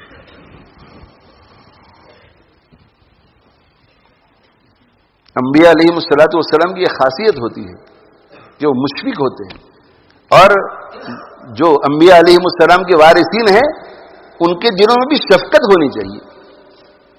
علم میں علمی محنت کرو، طلبہ سے بھی میں عرض کرتا ہوں علمی محنت کرو، آپ علمی محنت کرو، علمی ابحاث کو دیکھو، بہت اچھا ہے، مگر ایسا نہ ہو کہ علمی بحثوں میں اتنے آپ منہمک رہ جاؤ اور علمی مشگافیوں کا مطالعہ اتنا بڑھ جاوے کہ اس میں خوب ترقی ہو رہی ہے مگر عملی زندگی میں صفر ہے۔ اس لیے کہ علم اللہ نے علمی ابحاث کے لیے نہیں بھیجا ہے، علم اس پر عمل کرنے کے لیے بھیجا ہے۔ علمی ابحاث سے ہمیں آخرت میں فائدہ نہیں دے گا، بڑی بڑی علمی کتابیں لکھ کر کے دنیا سے جائیں گے تو ہم آخرت میں نجات نہیں پائیں گے جب تک کہ علم پر عمل نہیں کریں گے۔ عمل پر لائے ہمارا علم، اور ساتھ میں علمی مطالعہ بھی ہو، علمی خدمات بھی ہو، مگر عمل کے ساتھ عمل ہو ہماری زندگی میں۔ صحابہ کرام رضوان اللہ تعالی علیہ مجمعین میں بڑے بڑے علماء پیدا ہوئے، ابن عباس رضی اللہ عنہما، ابن عمر رضی اللہ عنہما، ابو ہریرہ رضی اللہ تعالی عنہ، ابن مسعود رضی اللہ عنہ، کتنے بڑے بڑے یہ حضرات پیدا ہوئے، اور بھی بہت سارے۔ ان میں ایک ایسا نہیں ہے جو عمل میں کم تھا، نہیں، علم میں 100% تو عمل میں بھی 100%۔ پھر تابعین کا دور آیا، تابعین کے دور میں امام ابو حنیفہ رحمۃ اللہ علیہ، سفیان ثوری رحمۃ اللہ علیہ، بڑے بڑے تابعین آئے، ان میں بھی آپ کو ایک ایسا نظر نہیں آتا علم میں تو 100% تھا اور عمل ایوریج درجے کا تھا نا. علم 100%، عمل بھی 100%. بلکہ یہ کہوں تو غلط نہیں ہوگا کہ ان میں سے ہر ایک کا عمل علم سے زیادہ تھا. عمل کا جتنا اہتمام تھا اتنا علم کا نہیں. علم کا اہتمام اگر 100% ہے تو عمل کا 101%. 101%. سبحان اللہ سبحان اللہ. یعنی کس قدر اہتمام. ثابت البنانی تابعی ہیں اور شاگرد ہیں حضرت انس بن مالک رضی اللہ تعالیٰ عنہ کی. یعنی اتنی چھوٹی چھوٹی چیزوں کا اہتمام کرنے والے حضرات باقی دوسری عبادتوں کا کس قدر اہتمام کرتے ہوں گے. تو جب ثابت البنانی ان کے بڑے ہونہار شاگرد تھے، علم اور عمل دونوں میں بہت اونچے تھے، تو جب شاگرد علم اور عمل میں بڑھتا ہے نا تو استاد بہت خوش ہوتا ہے کہ یہ امت کو بھی سنبھالے گا میرے مرنے کے بعد اور آخرت میں مجھے کام آئے گا. تو یہ نہیں دیکھتے کہ یہ چھوٹا ہے، کہ ثابت اب بڑا ہو گیا ہے. جب ثابت البنانی دروازہ کھٹکھٹاتے تھے اور پوچھا جاتا تھا کہ کون ہے دروازے پر، اور فرماتے کہ ثابت ہوں میں. تو امام حضرت انس رضی اللہ عنہ پیغمبر رسول ہے، خادم خاص، وہ فوراً خادم کو کیا کہتے تھے؟ جلدی جلدی خوشبو لاؤ. اجازت دینے سے پہلے کہتے جلدی جلدی خوشبو لاؤ اور میرے ہاتھ پہ لگاؤ، خوشبو لگاؤ میرے ہاتھ پہ. اس لیے کہ ثابت ابھی اندر داخل ہونے کے بعد میرے ہاتھ کو ضرور چومیں گے. تو وہ اپنے استاد کا کتنا احترام کرتے تھے کہ اندر داخل ہونے کے بعد ہاتھ چومتے تھے. اور استاد کے دل میں شاگرد کی کتنی عزت اور عظمت تھی کہ جب وہ چومے تو میرے ہاتھ سے اس کے ناک کے ذریعے دماغ میں خوشبو جانی چاہیے. تو ثابت البنانی کا مقام کتنا اونچا ہوگا علم اور عمل دونوں اعتبار سے، کہ کہا کہ نہیں جلدی جلدی لاؤ، اس لیے کہ وہ اصرار کریں گے ہاتھ کو چومنے پر. اور وہ ہاتھ کو کیوں چوما کرتے تھے؟ اس لیے چوما کرتے تھے کہ یہی تو وہ ہاتھ ہے جو میرے آقا صلی اللہ علیہ وسلم کی خدمت میں مشغول رہتے تھے. یہ باتیں ہمارے ذہنوں میں آتی ہیں؟ نہیں آتی ہیں. نہیں آتی ہے. ہم اپنا مقام، علمی مقام کا اظہار کرنے میں پورا وقت سرو کر دیتے ہیں سوشل میڈیا پر. تو بہت ایزی ہے نا، یہ میری تحقیق ہے تاکہ پوری دنیا کو پتا چلے کہ میرا یہ علمی مقام ہے. عملی مقام کو بھی دیکھنا چاہیے کہ میرے علمی مقام کے ساتھ عملی مقام کتنا ہے. اور علمی مقام پر بھی غور کرنا چاہیے کہ علمی مقام بھی کتنا ہے. یہ بھی دیکھنا چاہیے کہ حقیقت میں علمی مقام ہے یا نہیں. آج تو اتنا زیادہ مٹیریل ہے کہ ادھر سے کچھ لے لیا، ادھر سے کچھ لے لیا، ادھر سے کچھ لے لیا، ادھر سے کچھ لے لیا، اور یہ ہو گیا تحقیق. حضرت مولانا قمر الزمان صاحب دامت برکاتہم ہمارے یہاں تشریف لائے تھے. اللہ تعالی شان حضرت کی عمر میں صحت میں خوب برکت نصیب فرماوے، فیض کو بہت عام فرمائے. ہمارے مرشد حضرت مولانا قمر الزمان صاحب دامت برکاتہم، اور ہمارے یہاں واز ہوا تو انہوں نے ایک بزرگ کا مقولہ نقل کیا. ان کا نام میں بھول گیا بزرگ کا، بڑے صاحب علم آدمی. انہوں نے کہا کہ اگر دل میں ایسا خیال آئے کہ میں بڑا صاحب علم ہوں، تو جن جن لوگوں کے اقوال اور جن لوگوں کی رائے آپ کے ذہن میں ہے نا، ان کو ایک طرف کر دیجیے اور پھر دیکھو کہ آپ کا علم کتنا رہ جاتا ہے. امام ابو حنیفہ نے یہ فرمایا، علامہ قرطبی نے یہ فرمایا، حضرت ابن مسعود نے یہ فرمایا، حضرت شیخ رحمۃ اللہ نے یہ فرمایا، حضرت تھانوی نے یہ فرمایا. تو کہ آپ کو اگر ایسا غرور ہو کہ میرے پاس بہت علم ہے، تو کہ یہ جتنے لوگوں کا علم آپ کے ذہن میں نا، اسے ایک طرف رکھ دو اور پھر دیکھو کہ آپ کا علم کتنا رہ جاتا ہے. ہماری مثال تو میرے بھائی اس فقیر جیسی ہے جو در در کی ٹھوکریں کھاتا ہے اور ہر در پر کہتا ہے کہ اللہ کے نام پہ کچھ دے دو. تو کسی گھر میں سے اس میں دال آ جاتی ہے، کسی گھر میں سے سبزی آ جاتی ہے، کسی گھر میں سے گوشت آ جاتا ہے، کسی گھر میں سے روٹی آ جاتی ہے، کسی گھر میں سے چاول آ جاتا ہے، اور پھر وہ اپنی فیملی کے ساتھ کھانے کے لیے بیٹھتا ہے. تو وہ تکبر کبھی نہیں کرتا کہ دیکھو قسم کے کھانے میں تمہارے لیے لے کر آیا ہوں. وہ جانتا ہے کہ میرا کچھ نہیں ہے، سب کچھ دوسروں کا ہے. تو اسی طرح ہم بھی جب بیان کرنے کے لیے بیٹھیں، درس و تدریس کے لیے بیٹھیں، کتاب لکھنے کے لیے بیٹھیں، تو ہم بھی کبھی امام قرطبی کی تفسیر کو دیکھتے ہیں، کبھی تفسیر رازی کو دیکھتے ہیں، کبھی معارف القرآن کو دیکھتے ہیں، کبھی بخاری شریف کو اٹھاتے ہیں، کبھی فلاں چیز کو اٹھاتے ہیں.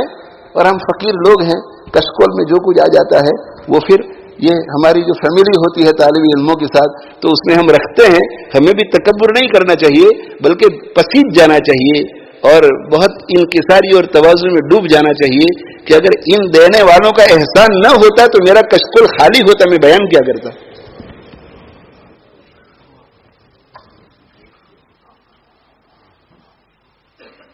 اللہ ہمیں توفیق دے میرے بھائی، اللہ ہمیں توفیق. کس چکر میں ہم پڑے ہوئے ہیں، کس چکر میں پڑے ہوئے. دنیا میں کسی کو بڑائی حاصل بھی ہو جائے تو کیا ہو، بڑائی حاصل بھی ہو جائے تو کیا ہو. دنیا کی بڑائی لے کر کہاں جائیں گے، دنیا کی واہ واہ لے کر کہاں جائیں گے. پوری دنیا ہماری تعریف میں رطب اللسان ہو، پوری دنیا. ایک صحابی رضی اللہ تعالیٰ عنہ کی اللہ کے نبی صلی اللہ علیہ وسلم کی موجودگی میں تعریف ہونے لگی، رونگٹے کھڑے ہو جائیں گے حدیث سن کر سمجھنے والوں کی.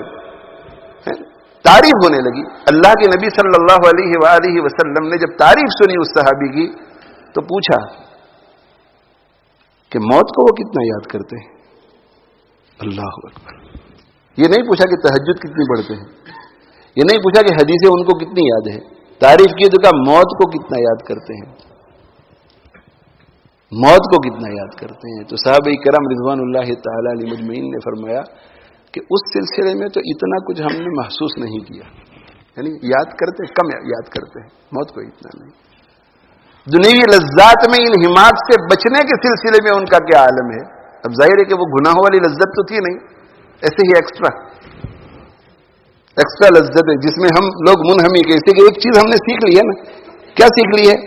جائز تو ہے نا، یعنی نفس کے خلاف کوئی کام نہیں کرنے کا، جائز تو ہے نا. کبھی ایسی کٹوتی نہیں کہ بھئی کبھی تو نفس کو کمزور کرنے کے لیے جائز چیز سے بھی اسے محروم کریں، کبھی تو ہم ایسا کریں. ہم اپنے نفس پر سختی کرنے سے زیادہ تو اپنی اولاد پہ سختی کرتے ہیں. اپنی اولاد سے اتنا پیار نہیں کرتے جتنا ہم ہمارے نفس امارہ سے پیار کرتے ہیں. بچہ بھی جاگنا چاہتا ہے 10 بجے کے بعد تو اسے بھی جبر کر کے سلا دیتے ہیں کہ نہیں 10 بج گئے سو جانا پڑے گا بیٹا، no you have to go to sleep. بچے کی بھی ہر بات نہیں چلنے دیتا. آئس کریم کھانا ہے، نہیں آج نہیں، کل بھی کھائی تھی تم نے، پرسوں بھی کھائی تھی، آج نہیں. بچوں سے زیادہ پیار ہم نفس سے کرتے ہیں. نفس جو مانگتا ہے ہم اسے دے دیتے ہیں، جو چاہیے نفس کو ہم اسے دے دیتے ہیں. یعنی جائز خواہشات. تو کہ خواہشات کے معاملے میں کیسا طریقہ ہے ان کا. تو صحابہ کرام رضوان اللہ تعالی علیہ مجمعین نے فرمایا کہ اس معاملے میں بھی کوئی خاص چیز ہم نے نہیں دیکھی، کوئی خاص چیز ہم نے نہیں دیکھی. مطلب ہے کہ صحابی تھے، اس لیے گناہ وغیرہ میں تو مبتلا نہیں تھے. تو حضرت نے کیا فرمایا؟ حضرت صلی اللہ علیہ وسلم نے فرمایا کہ اگر وہ موت کو بکثرت یاد نہیں کرتے اور خواہشات کو پورا کرنے کے معاملے میں ایسے ہیں جیسے آپ کہہ رہے ہیں، تو پھر وہ اس تعریف کے مستحق نہیں ہے جو تم ان کے بارے میں کر رہے ہو. اس تعریف کے مستحق نہیں ہے. بہت تم نے تعریف کر ڈالی ہوتی، اس کی مستحق نہیں.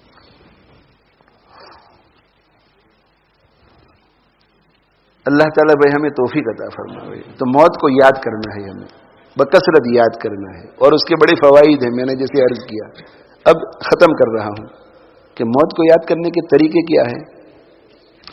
نمبر ایک، جب کسی کا انتقال ہو جائے اور آپ کے کانوں میں بات پڑے، اعلانات ہوتے ہیں مسجدوں کے اندر، تو انا للہ و انا الیہ راجعون پڑھو. اور ایک مسنون دعا ہے، اگر وہ یاد ہو جائے تو بہت اچھا. اللہم اغفر لہ وارفع درجتہ فی المہدیین واخلفہ فی عقبہ فی الغابرین واغفر لنا ولہ یا رب العالمین وافسح لہ قبرہ ونور لہ فیہ. دعا کرو، اور دعا کرنے کے بعد اس کے لیے کچھ نہ کچھ پڑھ کر ایصال ثواب کر دو. کچھ نہ کچھ پڑھ کر ایصال ثواب کر دو. ایک مرتبہ سورہ اخلاص پڑھو، یا نماز کے بعد کی تسبیح فاطمی وغیرہ کا اسے ثواب پہنچاؤ.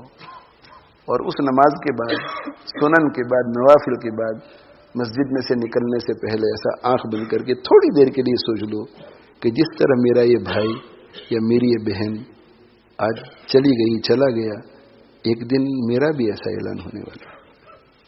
بس اتنا سوچ لیا کرو. حضرت عمر رضی اللہ عنہ کیا فرماتے تھے؟ مات فلان ومات فلان ومات فلان، اعلان ہو رہا ہے روزانہ کہ فلاں مر گیا، فلاں مر گیا، فلاں مر گیا. ایک دن آنے والا ہے کہ اعلان ہوگا کہ مات عمر بن الخطاب، عمر بن خطاب دنیا سے چلے گئے. اور یہ اچانک ہو سکتا ہے.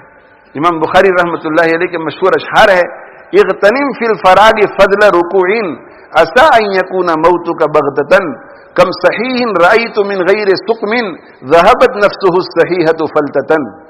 حضرت فرماتے ہیں کہ اللہ نے فراغت کا وقت دیا ہے، ابھی زندہ بھی ہیں، کچھ وقت بھی ہے، اس میں کچھ ایکسٹرا عبادت بھی کر لیا کرو، تھوڑی بہت ایکسٹرا. اغتنم فی الفراغ فضل رکوع، زائد رکوع کر لو، زائد سجدہ کر لو. کیوں؟ عسى ان يكون موتك بغتة، ہو سکتا ہے کہ تمہاری موت اچانک آ جائے، اچانک آ جائے. کم صحیح رأیت من غیر سقم، کتنے ایسے لوگوں کو میں نے دیکھا کہ بالکل تندرست تھے، بیماری بالکل نہیں.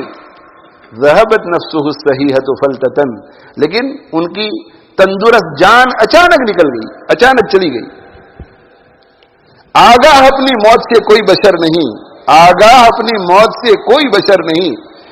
ہمیں سب کو یہ تو معلوم ہے کہ مرنا ہے، لیکن کب مرنا ہے وہ کسی کو پتہ نہیں. آگاہ اپنی موت سے کوئی بشر نہیں، سامان 100 برس کا ہے، کل کی خبر نہیں، بلکہ سامان 100 برس کا ہے، پل کی خبر نہیں. ایسا سوچا کرو. میں بھی ہو سکتا ہے آپ میں سے کسی کو فائدہ پہنچے، میں بھی اب زندگی کے آخری مرحلے میں پہنچا ہوں.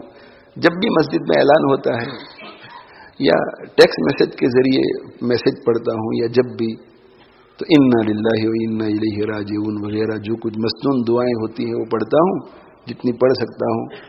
اور پڑھنے کے بعد پھر میں اللہ تعالی شانہ کی طرف متوجہ ہو کر یہ عرض کرتا ہوں کہ اللہ، اس مرنے والے کے ذمے میرے جتنے حقوق تھے وہ سارے میں نے معاف کر دیے.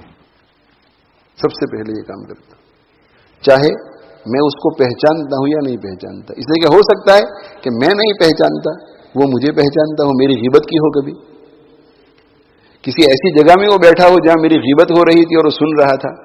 یہ اللہ، اس کے ذمے میرے جتنے حقوق ہیں یہ اللہ میں سارے معاف کر چکا ہوں. سب سے پہلے یہ مسنون ادیہ کی بات. اور اس کے بعد پھر میں اللہ سے دوسری بات کہتا ہوں کہ اے اللہ میں تو ایک مخلوق ہوں، مخلوق، گنہگار مخلوق، نہ کوئی ولی، نہ کوئی صحابی، نہ کوئی نبی، مخلوق، ادنا مخلوق، گنہگار. پر آپ نے میرا حوصلہ اتنا بڑا کر دیا کہ میں نے جانے بغیر کہ اس کے ذمے میرے حقوق ہیں نہیں ہیں، کیا ہے کیا نہیں ہے، مجھ سے معاف کروا دیا. تو آپ کا حوصلہ کتنا بڑا ہوگا. تو آپ مجھے معاف کر دیجیے، آپ مجھے معاف کر دیجیے. 2 باتیں. تیسری بات پھر میں اللہ سے کہتا ہوں کہ اللہ، مجھے یقین ہے کہ آپ نے مجھے معاف کر دیا ہوگا، اور اگر آپ نے مجھے معاف کر دیا ہے جیسا میں یقین کر رہا ہوں، تو اس وقت میں بالکل پاک ہوں، میں متقی ہو گیا ہوں. اور متقی کی دعا آپ رد نہیں کرتے، تو میں آپ سے دعا کرتا ہوں کہ اس مرنے والی کو معاف کر دیں. اور اس کے بعد پھر نمازوں کے بعد کے جو وظائف ہوتے ہیں وہ پڑھ کر کے اس کا ثواب پہنچا دیتا ہوں. اور روزانہ صبح و شام کچھ نہ کچھ 5 پینی 50 پینی 2 پاؤنڈ 1 پاؤنڈ صدقہ کرتا ہوں روزانہ صبح و شام. کبھی ظاہر ہے کہ انسان کی زندگی ہے، چھوٹ بھی جاتا ہے، کبھی سفر پہ چلے گئے، مگر روزانہ گھر پر ہوتا ہوں تو الحمدللہ. اور اس میں اور بہت ساری نیتوں کے ساتھ ایک نیت یہ ہوتی ہے کہ اللہ، امت مسلمہ کے جتنے مسلمان آپ کی بارگاہ میں پہنچے ہوئے ہیں ان سب کو اس کا ثواب پہنچا دیجیے روزانہ. بھائی ہماری 5 پینی جاتی ہے، ہماری 50 پینی جاتی ہے، ہمارا 1 پاؤنڈ جاتا ہے، لیکن اللہ کے یہاں یہ چیزیں قیمتی ہیں. یہ تو میں ترغیب دینے کے لیے عرض کر رہا ہوں. اللہ نیکی ضائع ہونے سے بچائے. ترغیب. اب میری عمر کے آخری مراحل میں ہوں، کچھ کہہ کے جاؤں تاکہ آپ حضرات بھی کریں. اللہ ہمیں توفیق عطا فرمائے. اللہ مرنے والوں کی فکر کرو میرے بھائیو، مرنے والوں قبرستان میں جاؤ تو ان کی فکر کرو. تو خیر میں عرض کر رہا تھا کہ ایک کام کیا کرنا ہے، جب کسی کی موت کا اعلان ہو تو اپنی موت کا سوچے، نمبر 1. نمبر 2، اگر ہو سکے تو غسل میں شرکت کرو. اور غسل میں بڑی فضیلتیں آئی ہیں اس کی بھی احادیث میں، اس وقت مستحضر نہیں ہے. جی بڑی فضیلتیں آئی ہیں، تو شرکت کرو، اور شرکت کرو اور اپنا مراقبہ کرو کہ ایک دن میں بھی اسی طرح لیٹا ہوا ہوں گا، میرے بھی اسی طرح کپڑے اتارے جائیں گے بے حس و حرکت، مجھے بھی اسی طرح کروٹ دی جائے گی، مجھے بھی اسی طرح غسل دیا جائے گا، مجھے بھی اسی طرح چادروں کے اندر لپیٹ دیا جائے گا، مجھے بھی اسی طرح تابوت میں جنازے میں رکھ دیا جائے گا. اور یہ 5 سال کے بعد 10 سال کے بعد نہیں، کبھی بھی ہو سکتا ہے. میرے والد صاحب رحمہ اللہ تعالی ایسا ہوتا نہیں تھا کہ کسی کا انتقال ہو جاوے اور ان کو پتا چلے کہ انتقال ہو گیا اور وہ معلوم نہ کریں کہ بھئی غسل کب ہے، غسل کب ہے. یعنی جیسے نماز جنازہ کی ہم فکر کرتے ہیں نا، ویسے وہ غسل کی فکر کرتے ہیں. غسل کیا رہے جی، اور غسل میں ضرور شرکت کرتے تھے بڑھاپے میں. یعنی عبرت کے ساتھ دیکھو اس کو، میت کو، کہ میرا بھی ایسا حال ہونے والا ہے. 2 باتیں ہو گئی. تیسری بات، نماز جنازہ میں شرکت کرو. نماز جنازہ میں نماز جنازہ میں شرکت کریں گے تو ہمیں بھی بہت اجر ملے گا اور میت کی بھی مغفرت ہوگی. اللہ کے نبی صلی اللہ علیہ وآلہ وسلم نے مختلف حدیثوں میں مختلف تعداد بیان فرمائی ہے کہ اگر کسی میت کی 40 آدمی نماز جنازہ پڑھ لے تو اس کی مغفرت ہو جاتی ہے. بعض روایتوں کے اندر 3 صف ہے، 3 صف، تو 3 صف کے لیے تو 40 آدمی بھی نہیں چاہیے. 3 صف اگر نماز پڑھ لے تو مغفرت ہو جائے گی.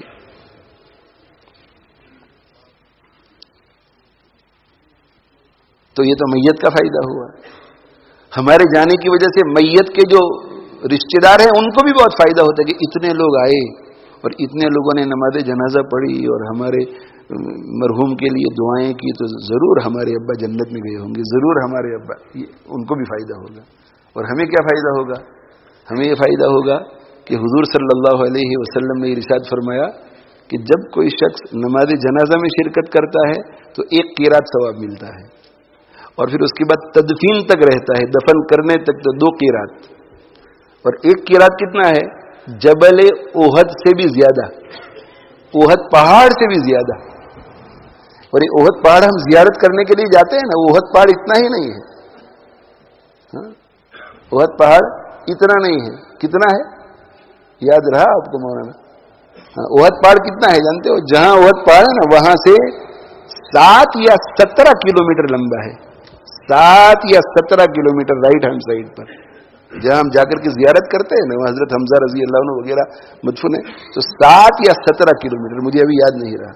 اور پیچھے کی طرف 1.5 یا 3 کلومیٹر پیچھے، ایسے پیچھے جاتا ہے. اتنا بڑا جبل احد ہے. تو یہ جبل احد کی جو مقدار ہے اس سے بھی زیادہ ثواب ملتا ہے اگر کوئی نماز جنازہ پڑھتا ہے، اور پھر اتنا ہی ثواب ملتا ہے اگر کوئی تدفین میں شرکت کرتا ہے.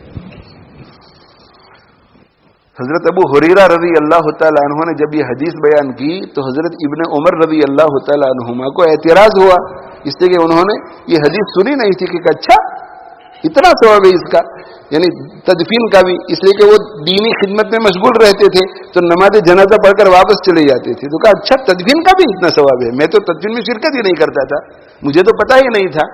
تو حضرت عائشہ رضی اللہ عنہا نے تائید کی کہ جی ہاں ابو ہریرہ صحیح کہہ رہے ہیں، 2 قیرات ملتے ہیں اگر تدفین کے بعد جائے تو. تو اب ہم نے بھی، آپ لوگوں نے بھی سنا، میں نے بھی سنا، ہم میں سے کس کو افسوس ہوا اس پر کہ اتنے نماز جنازہ میں ہم نے شرکت نہیں کی اور شرکت کر کے یوں ہی آ گئے، تدفین تک نہیں رہے؟ کچھ افسوس نہیں ہوا. لیکن حضرت ابن عمر کو بہت افسوس. اور کیا فرمایا؟ لقد فرطنا فی قراریط کثیرۃ، او ہو اتنے قیراتوں کا ہم نے نقصان کر دیا. افسوس ہوا ان کو، او ہو اتنے قیرات کا ہمارا نقصان ہو گیا. کیا کچھ کم نیکیاں تھی ابن عمر رضی اللہ عنہما کے پاس کہ ان کو اس نقصان پر افسوس ہوتا؟ لیکن پھر بھی ان کو افسوس ہوا. اور یہ بھی اللہ کی کریم ذات کو دیکھیے، ایک طرف تو کیا بتلا دیا، ایک طرف یہ کہا کہ اتنے آدمی اگر کسی کی نماز جنازہ پڑھ لے تو میں اس کی مغفرت کر دوں گا، اور اتنے آدمی نماز پڑھ لے اس کے لیے ہم لوگوں کو یہ لالچ دی کہ اگر تو نماز پڑھے گے تو یہ 2 قیرات دوں گا، 1 قیرات دوں گا. اب اس لالچ میں 40 آدمی تو ہو ہی جاتے ہیں، یعنی ہر ایک کی مغفرت ہو جاتی ہے انشاءاللہ.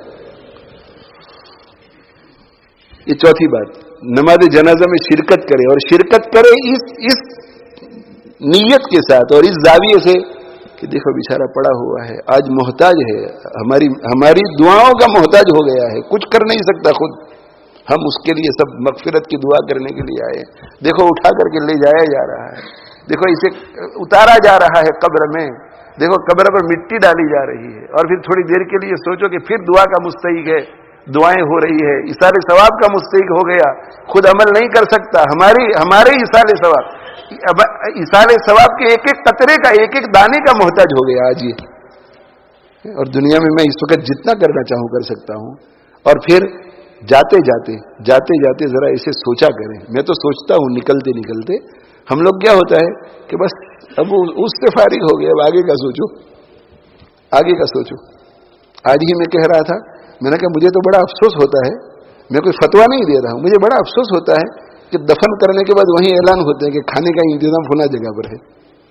میں نے کہا کمال کی بات ہے، ابھی دفن کیا، اور دفن کرنے کے بعد امام صاحب نے بے رحمتی کے یا ارحم الراحمین کہا، اور ابھی تو شریعت ہم سے یہ تقاضا کرتی ہے کہ ابھی بھی تھوڑا ٹھہرو اس کے پاس، اس کی فکر کرو، اس کی فکر کرو، تو آپ کو اس کی فکر نہیں ہے جو اتنے بڑے کورٹ میں ابھی حاضری دینے والا ہے، اور آپ کو فکر ان مہمانوں کی ہے جو آئے ہوئے ہیں کہ فلاں جگہ پر کھانے کا انتظام ہوگا۔ توبہ توبہ توبہ توبہ۔ میں نے تو ہمارے یہاں بہت ترغیب دی، شروع میں 1990s میں آئے، میری عمر 26 سال کی تھی، 28 سال کی تھی، پھر بھی بہت ترغیب دی کہ اس رواج کو ختم کرو، جو اپنا کھانے پینے کا انتظام کر کے آیا ہوگا وہ تو اعلان پر لبیک کہے گا نہیں، اور جو بھوکا ہوگا وہ خود ڈھونڈ کر کے آئے گا آپ کے پاس۔ اور کیوں بوجھ بنے، اس دن خود کا انتظام کرو کھانے کا۔ اب تو لوگوں کے پاس پیسے بھی ہیں، لوگوں کے پاس ٹیک اویز بھی بہت ساری ہیں، اور ہر شہر کے اندر ہمارے دوسرے تعلق والے ہوتے ہیں، کیوں ان پر بوجھ ہی کیوں بنتے ہیں؟ کہ اعلان ہوتا ہے کہ فلاں جگہ کھانے کے لیے بھائی آ جانا سب،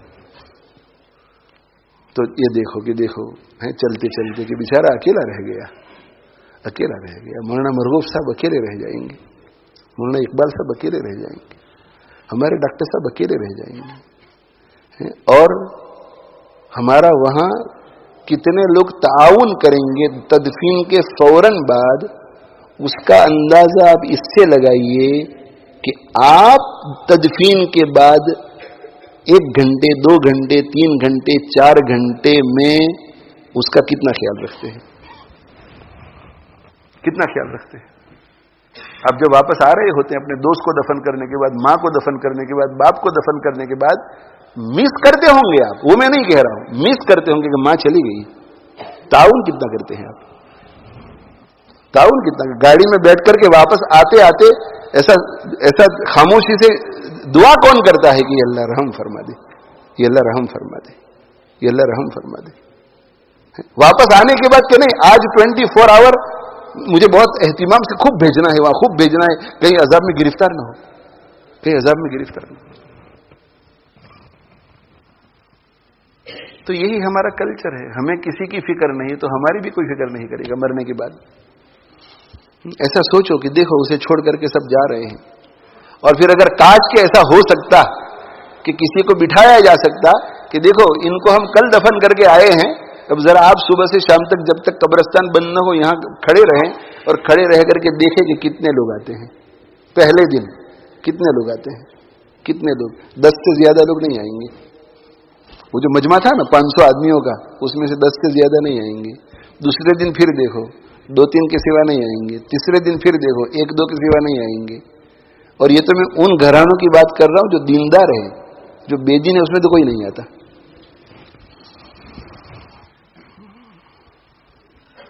آپ یہی دیکھ لیجئے نا کہ بھائی آپ کا کوئی رشتہ دار، آپ کا کوئی دوست، اس کا ہائی کورٹ یا سپریم کورٹ میں کوئی کیس چل رہا ہو، اور میں پھانسی کی سزا کی بات نہیں کر رہا ہوں، 20 سال کی اسے سزا ہو سکتی ہے، اور ایسا اندر اعلان ہو جائے کہ بھئی جج صاحب نے کہا کہ اندر کوئی نہیں آ سکتا، ٹرائل لوگوں کے بغیر ہوگی، اور ہم باہر ہیں، کورٹ کے باہر انتظار میں ہیں، کیا کیفیت ہوگی ہماری، کیا کیفیت ہوگی؟ اگر آپ کو کوئی کہے گا کہ بھئی ٹفن کھولتے ہیں، آئیے ذرا کچھ کھانے، سموسے لائے ہیں، اب کہ نہیں ابھی نہیں، طبیعت نہیں ہے، دل نہیں کر رہا ہے، تو وہ مر ربوں کا ما دینوں کا والا سوال جو ابھی قبر میں ہونے والا ہے، اور اس میں اگر وہ ناکام ہوا اور اس کے لیے یہ قبر جو سانپ بچھوں والی جیل بننے والی ہے، وہ تو اس 20 سال کی سزا کے مقابلے میں کچھ نہیں، تو اس کے بارے میں اتنی زیادہ فکر، اور وہ جو قبر میں لیٹا ہوا ہے اس کے بارے میں بالکل فکر نہیں.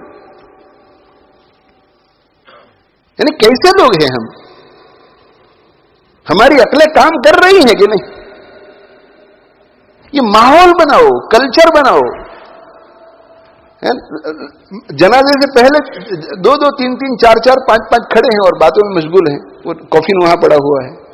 اچھا نماز شروع ہوئی تو خاموش، نماز کو پھر شروع ہو گئی مسافہ معانقہ ملاقات، مسافہ معانقہ ملاقات، مسافہ معانقہ. مجھے تو قبرستان میں لوگ مفتیان کرام نے کیا فتویٰ دیا ہے میں نے پڑھا نہیں ہے، لیکن مجھے قبرستان میں قبر کی طرف جاتے ہوئے لوگ مسافہ ملاقات وغیرہ کرتے بالکل پسند نہیں ہے. میرا دل یہ کرتا ہے کہ اب ان کی تدفین تک کچھ نہ کچھ پڑھتے رہیں اور ان کا کچھ بھلا ہو جائے اس کی فکر کریں. تو چونکہ مجھے یہ فکر تھی اس لیے اللہ تعالیٰ شانہ نے ایک دوسری بات میرے ذہن میں ڈالی کہ بھائی لوگ آ ہی جاتے ہیں تو کیا کریں، تو قرآن تو پڑھ نہیں سکتے، تو ذکر اللہ میں مشغول رہتا ہوں، کلمہ طیبہ وغیرہ. اور جو کوئی آتا ہے ملاقات کرنے کے لیے تو ملاقات کر لیتا ہوں، پھر یہ نیت کر لیتا ہوں کہ سلام جو ہوا السلام علیکم وعلیکم السلام، اور مسافہ ہوا یہ اللہ اس کا جتنا ثواب ہو اسے پہنچا دے. اور کیا کریں؟ اسے کہ نیچے دیکھتے ہیں پھر بھی لوگ نہیں مسافہ کرو آپ ہم سے. اور دنیا کی باتیں، لوگ ٹیلی فون پر بھی ہیں، ٹیلی فون پر ہیں، دنیا کی باتیں ہو رہی ہے، تجارت کی باتیں. کبھی کبھی ایسے کھڑے ہوتے ہیں، پیچھے کچھ لوگ بات کر رہے ہوتے ہیں، کانوں میں آواز آتی ہے کہ یہ کیا کر رہے ہیں کیا کر رہے ہیں. اور میرا ایک جنازے میں جانا ہوا، وہ بیٹا اپنی ماں کو اتارنے کے لیے قبر میں اترا، 2-3 اور بھی بھائی ہوں گے جو کچھ بھی ہیں، تو ان کے نکلنے کا انتظار ہو رہا تھا کہ وہ قبر میں سے نکل آئے. تو اس کے بعد تو قبر میں سے نکلے اور نکلتے ہی ان کی گھنٹی بجی. ابھی قبر کو بند نہیں کیا ہے، ٹیلی فون کی گھنٹی بجی. انہوں نے ٹیلی فون کو اٹھا لیا اور اٹھا کر کے آرام سے بات کر رہے ہیں، اور سب انتظار کر رہے ہیں کہ یہ فارغ ہو جائیں گے تو پھر قبر کو بند کریں سب کے سامنے. ہم ایسی زندگی میرے بھائیوں گزار رہے ہیں تو یاد رکھو ہمیں کوئی یاد نہیں کرے گا مرنے کے بعد. جو کچھ کرنا ہو اپنے لیے کر کے جاؤ، خود کے لیے کر کے جاؤ، اور اس کے بعد اگر کوئی یاد کرے گا یہ ہمارا بونس ہے. ایک بات. دوسری بات، ایسے لوگوں کے ساتھ تعلق رکھو زندگی میں کہ جو مرنے کے بعد کی زندگی کی خود فکر کرتے ہیں. اگر ان کے دلوں میں فکر ہوگی، مولانا مرغوب صاحب سے اگر تعلق رکھیں گے تو مولانا مرغوب صاحب کو فکر ہے کہ میرے مرنے کے بعد میرا کیا ہوگا، میرے مرنے کے بعد میرا کیا ہوگا، قبر میں جاؤں گا تو میرا کیا ہوگا. تو جب یہ مجھے قبر میں دفن کرنے کے لیے آئیں گے تو اسی تصور کے ساتھ وہاں کھڑے ہوں گے کہ میرے دوست کا کیا ہو رہا ہوگا. جن کو اپنے موت کی فکر نہیں ہے وہ ہماری نماز جنازہ میں آ کر ہمارے لیے کیا کرے گا؟ وہ تو حاضری پرانے کے لیے آئے گا. اس لیے خوب اہتمام کرو. پورا وقت جو ہے وہ مرحوم کے اللہ اس کا بیڑا پار کر دے، اس کا بیڑا پار کر دے، اس کا بیڑا پار کر دے. اور اس وقت بھی سوچو کہ ہمارا بھی ایک دن آنے والا ہے، یہاں سب چھوڑ کر کے ہمیں چلے جائیں گے. اور پتہ نہیں 4 باتیں ہوئی کتنی، 5ویں بات ہے کہ ہر ہفتے قبرستان میں جایا کرو، ہر ہفتے قبرستان میں جاؤ. ہاں، سیٹرڈے سنڈے کوئی دن فکس کر لو. سنڈے والا دن لوگوں کے لیے بہتر رہتا ہے، آرام سے اٹھتے ہیں، برنچ کرتے ہیں، برنچ کے بعد ظہر سے پہلے ہو اپنا جو کوئی ہو والد ہے وغیرہ ان کی قبر پر اسپیشل جاؤ، اور پھر ایک مرتبہ یاسین شریف پورے قبرستان والوں کے لیے پڑھو اور ان کے لیے ثواب پہنچاؤ. اور ثواب پہنچانے کے بعد پھر ایسے ذرا نظر ڈالو، اور نظر ڈال کر کے سوچو کہ عمریں دیکھو. میں تو عمریں بھی دیکھتا ہوں، اوہو یہ 25 سال کی عمر میں انتقال کر گیا، اوہو یہ 18 سال کی عمر میں انتقال کر گیا، اوہو یہ دیکھو 30 سال کی عمر میں انتقال کر گیا. پھر دیکھو پورے قبرستان میں ایسا دیکھو، پورے قبرستان میں دیکھو کہ کوئی نہیں ہے میرے سوا، صرف 2-3 آدمی ہے. یہ ویران جگہ ہے، یہاں آنے کے بعد مجھے کوئی دیکھنے کے لیے نہیں آئے گا، مجھے خود ہی کر لینا چاہیے. ملے خاک میں اہل شاں کیسے کیسے، ہوئے نامور بے نشاں کیسے کیسے،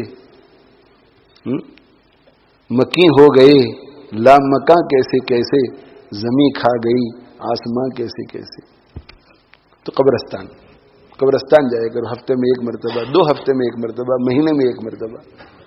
اور آخری بات یہ ہے کہ ایسی کتابیں پڑھو جن میں موت کا تذکرہ ہے. خود پڑھو، ایز اے فیملی پڑھو، خاندان کے افراد، ایز فرینڈز پڑھو. مسجدوں کے اندر بھی سال میں ایک دفعہ ضرور ایسی کوئی کتاب پڑھ کر کے سنے جائے. موت کی یاد حضرت شیخ مولانا زکریا صاحب رحمۃ اللہ علیہ کی، اور غالباً حضرت مولانا عاشق الہی صاحب نے بھی کوئی لکھی ہے. موت پر بھی لکھی ہے، جنت پر بھی لکھی ہے، جہنم پر بھی لکھی ہے. ایسی تقریریں پڑھو. اور وہ تو مراقبہ میں نے شروع میں بتایا کہ ہفتے میں روزانہ کا میں نے تو کہا ہے، مگر ہفتے میں ایک مرتبہ آنکھیں بند کرو. اللہ تعالی شانہ مجھے آپ کو عمل کی توفیق عطا فرماوے. اللہ تعالی شانہ مجھے آپ کو عمل کی توفیق عطا فرماوے. میرا یہ معمول ہے، اس سے بھی شاید کسی کو فائدہ پہنچے، کہ میں جب بھی کسی ملک میں جاتا ہوں تو کوشش میری پوری ہوتی ہے کہ وہاں کے قبرستان میں جاؤں. اس لیے کہ جن ملکوں میں جاتا ہوں تو وہاں میرے رشتہ دار بہت کم ہیں، تو جانا تو ہوتا ہے دین کی خدمت کے لیے. تو اس نیت سے جاتے ہیں کہ وہ جائیں گے، وہاں مجالس ہوں گی، بیانات ہوں گے، اور لوگ توبہ کریں گے اور جنت میں جائیں گے. تو یہ تو ابھی زندہ ہے. تو وہ جو قبرستان میں ہے ان کی بھی تو فکر کرنی چاہیے، وہاں تک گئے ہیں. تو میرا معمول یہ ہے کہ جیسے ہی میں ایئرپورٹ سے نکلتا ہوں باہر، تو ملاقات کرتا ہوں دوستوں سے، اور پھر گاڑی میں بیٹھتا ہوں، اور گاڑی میں بیٹھ کر کے گاڑی چلتی ہے تو سب سے پہلے ایک مرتبہ یاسین شریف پڑھ کر میں اس ملک کے جتنے ایمان والے انتقال کر چکے ہیں ان کے لیے سارے ثواب کرتا ہوں. کہ بھئی میں تو آیا ہی ہوں لوگوں کو جنت میں داخل کرنے کے لیے، جنت کا راستہ بتلانے کے لیے. تو وہ تو بیچارے، ان کا تو اب سوائے ایصال ثواب کے کچھ نہیں.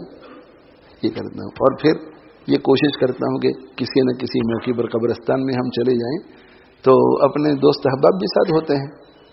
تو اگر وقت ہوتا ہے، یعنی مطلب ہے کہ جاتے تو ہیں 99% جا کر کے ذرا فاتحہ واتحہ جو کچھ پڑھنا ہو پڑھتے ہیں. ہمارے جو اپنے خاص تعلق والے لوگ ہوتے ہیں یا وہاں کے نیک صلاح لوگ ہوتے ہیں دین کے خدام، تو ان کے پاس تھوڑا تھوڑا جاتے ہیں. اور پھر میں میرے سب رفقا سے کہتا ہوں کہ بھائی اب نیکسٹ 15-20 منٹس کے لیے سب سپریڈ آؤٹ ہو جاؤ پورے قبرستان میں، اور اللہ جس رخ پہ لے جائے بس قبروں کے بیچ میں سے ایسے چلو، اور عبرت کی نگاہ سے دیکھتے دیکھتے چلو، اور ذرا قرآن جہرن پڑھ کر کے چلو، اس طرح کی قبر تک آواز پہنچے، اس نیت سے کہ اللہ اس قرآن کی برکت سے ان کی مغفرت فرما. ہو سکتا ہے کسی کی مغفرت ہو جائے. تو جانا چاہیے قبرستان میں اپنی عبرت کے لیے، ان کو فائدہ پہنچانے کے لیے. ہمارے یہاں سے ہمارے یہاں یہ شاید اہل مدارس کو اس سے نفع ہو جائے کہ ہم نے مدرسے میں ایسا نظام بنایا ہے کہ ایوری سیٹرڈے کو دوپہر کے وقت ایک جماعت طلباء کی چلی جاتی ہے قبرستان. 5 آدمی، 7 آدمی، 10 آدمی چلی جاتی ہے اور تھوڑی دیر وقت گزار کر آ جاتی ہے. اس کے پیچھے مقصد کیا ہے؟ مقصد نمبر 1 یہی کہ ہمارے ان طلباء کو موت یاد آئے، ہمارے ان طلباء کو موت یاد آئے. ایک مقصد یہ ہوتا ہے کہ موت یاد آئے ان کو، تاکہ ہمارے طلباء کے اندر نیکی آئے. مدارس میں اس کی خوب محنت کرو کہ علمی محنت کے ساتھ ساتھ عملی محنت بھی، اور عملی محنت ایسی کراؤ کہ جس سے ان کی تعلیم میں حرج نہ ہو. تو یہ ان کو ایک یہ بات ہے. دوسری بات یہ کہ طلباء ہیں جن کے قدموں کے نیچے فرشتے پر بچھاتے ہیں، یہ اللہ کے راستے میں ہے اس وقت نکلے ہوئے، تو انشاءاللہ یہ جائیں گے قبرستان میں تو ان کے مغفرت کی دعا کرنے سے انشاءاللہ مغفرت ہو جائے گی ان لوگوں کی. 2 باتیں. اور تیسری بات اس لیے بھی کرتے ہیں یہ کہ اسلامک دعوی اکیڈمی کا قیام اسی لیے عمل میں آیا ہے کہ لوگ جنت میں جائیں. تو جو زندہ ہیں ان کے لیے تو ہم بہت پروگرام کرتے ہیں، تو جو انتقال کر چکے ہیں ان کے لیے بھی تو ہمیں کچھ کرنا چاہیے. تو اس لیے کہتے کہ بھئی ایک جماعت وہاں جائے اور جا کر کے ان کو ثواب پہنچائے تاکہ ان کا دل خوش ہو، اور جو جنتی لوگ ہیں ان کی توجہ بھی ملے ادارے کو. تو یہ فکر بھی کرنی چاہیے ہمیں، اپنی بھی فکر کرو، دوسروں کی بھی فکر کرو، اور موت کو خوب یاد کرو. جن حضرات کا اس روسیہ سے تعلق ہے ان کے لیے معمول میں داخل ہے ہمارے، اور سبھی انشاءاللہ اس کو کرو. یہ خیال مت آنے دو کہ اوہ آج میں نے مراقبہ کیا تو ساری لذتیں ہی ختم ہو گئی. تو لذتوں کو ختم کرنے ہی کے لیے تو کرنا ہے. ناجائز لذتوں کو ختم کرنے کے لیے ہی تو موت کو یاد کرنا ہے. لوگ گھبراتے ہیں، لذتیں موت کو یاد کریں گے تو لذتیں ختم ہو جائیں گی. یعنی لوگ گھبراتے ہیں کہ کہیں گناہ ختم نہ ہو جائے. گناہ، یہ گناہوں کو ختم کرنے ہی کے لیے تو موت کو یاد کرنا ہے. اللہ تعالی شانہ مجھے آپ کو عمل کی توفیق عطا فرمائے. ایک دن مرنا ہے، آخر موت ہے. کر لے جو کرنا ہے، آخر موت ہے. نہ کچھ مال و دولت نہ دھن جائے گا، فقط ساتھ تیرے کفن جائے گا. اللہ تعالی شانہ مجھے آپ کو عمل کی توفیق دے. وآخر دعوانا ان الحمد للہ رب العالمین وصلی اللہ علی نبینا محمد وعلی آلہ واصحابہ اجمعین.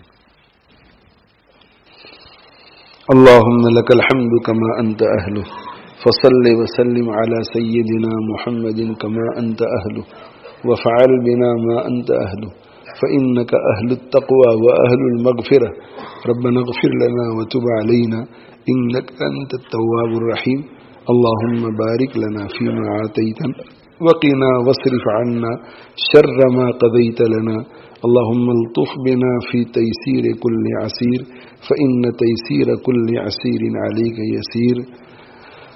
اللهم اهدنا واهد الناس جميعا واجعلنا سببا لمن اهتدى. اللهم اهدنا بفضلك فيمن هديت وعافنا فيمن عافيت وتولنا فيمن توليت وبارك لنا فيما أعطيت وقنا واصرف عنا شر ما قضيت فإنك تقضي ولا يقضى عليك إنه لا يذل من واليت ولا يعز من عاديت تباركت ربنا وتعاليت. نستغفرك اللهم ونتوب إليك. وصلى الله على النبي الأمي. اللهم اغفر للمؤمنين والمؤمنات والمسلمين والمسلمات وألف بين قلوبهم وأصلح ذات بينهم وانصرهم على عدوك وعدوهم. اللهم اجمع كلمتهم على الحق ووحد صفوفهم. اللهم أنقذ إخواننا المسلمين المظلومين في كل مكان. اللهم انصرهم ولا تنصر عليهم. اللهم امكر لهم ولا تمكر عليهم. اللهم زدهم ولا تنقصهم. اللهم زدهم ولا تنقصهم. اللهم زدهم ولا تنقصهم ولا تسلط عليهم من لا يرحمهم ولا يخافك فيهم. اللهم احفظ الحرمين الشريفين والمسجد الأقصى المبارك واجعلها اللهم آمنة مطمئنة وسائر بلاد المسلمين.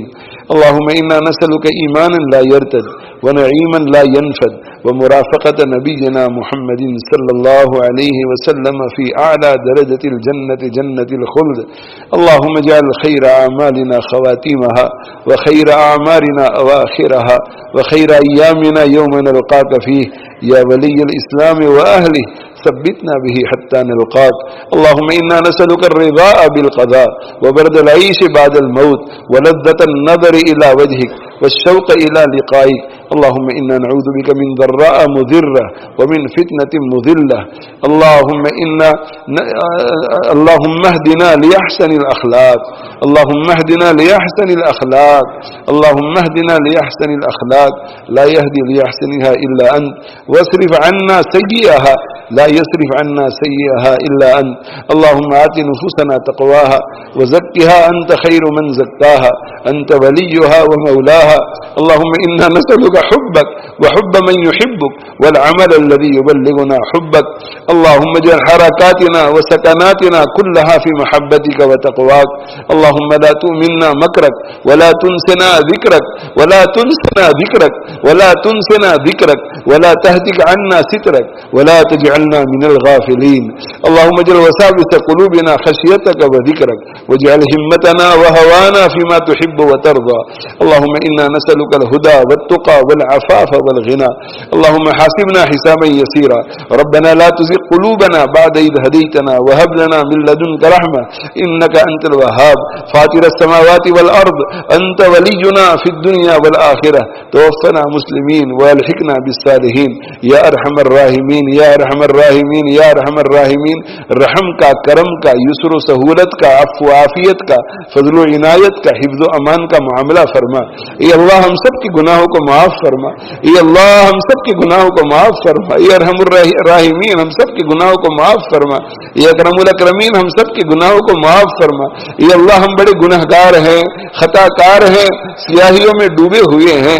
اے ارحم الراحمین معاف فرما دے, معاف فرما دے. اے اللہ معاف فرما دے.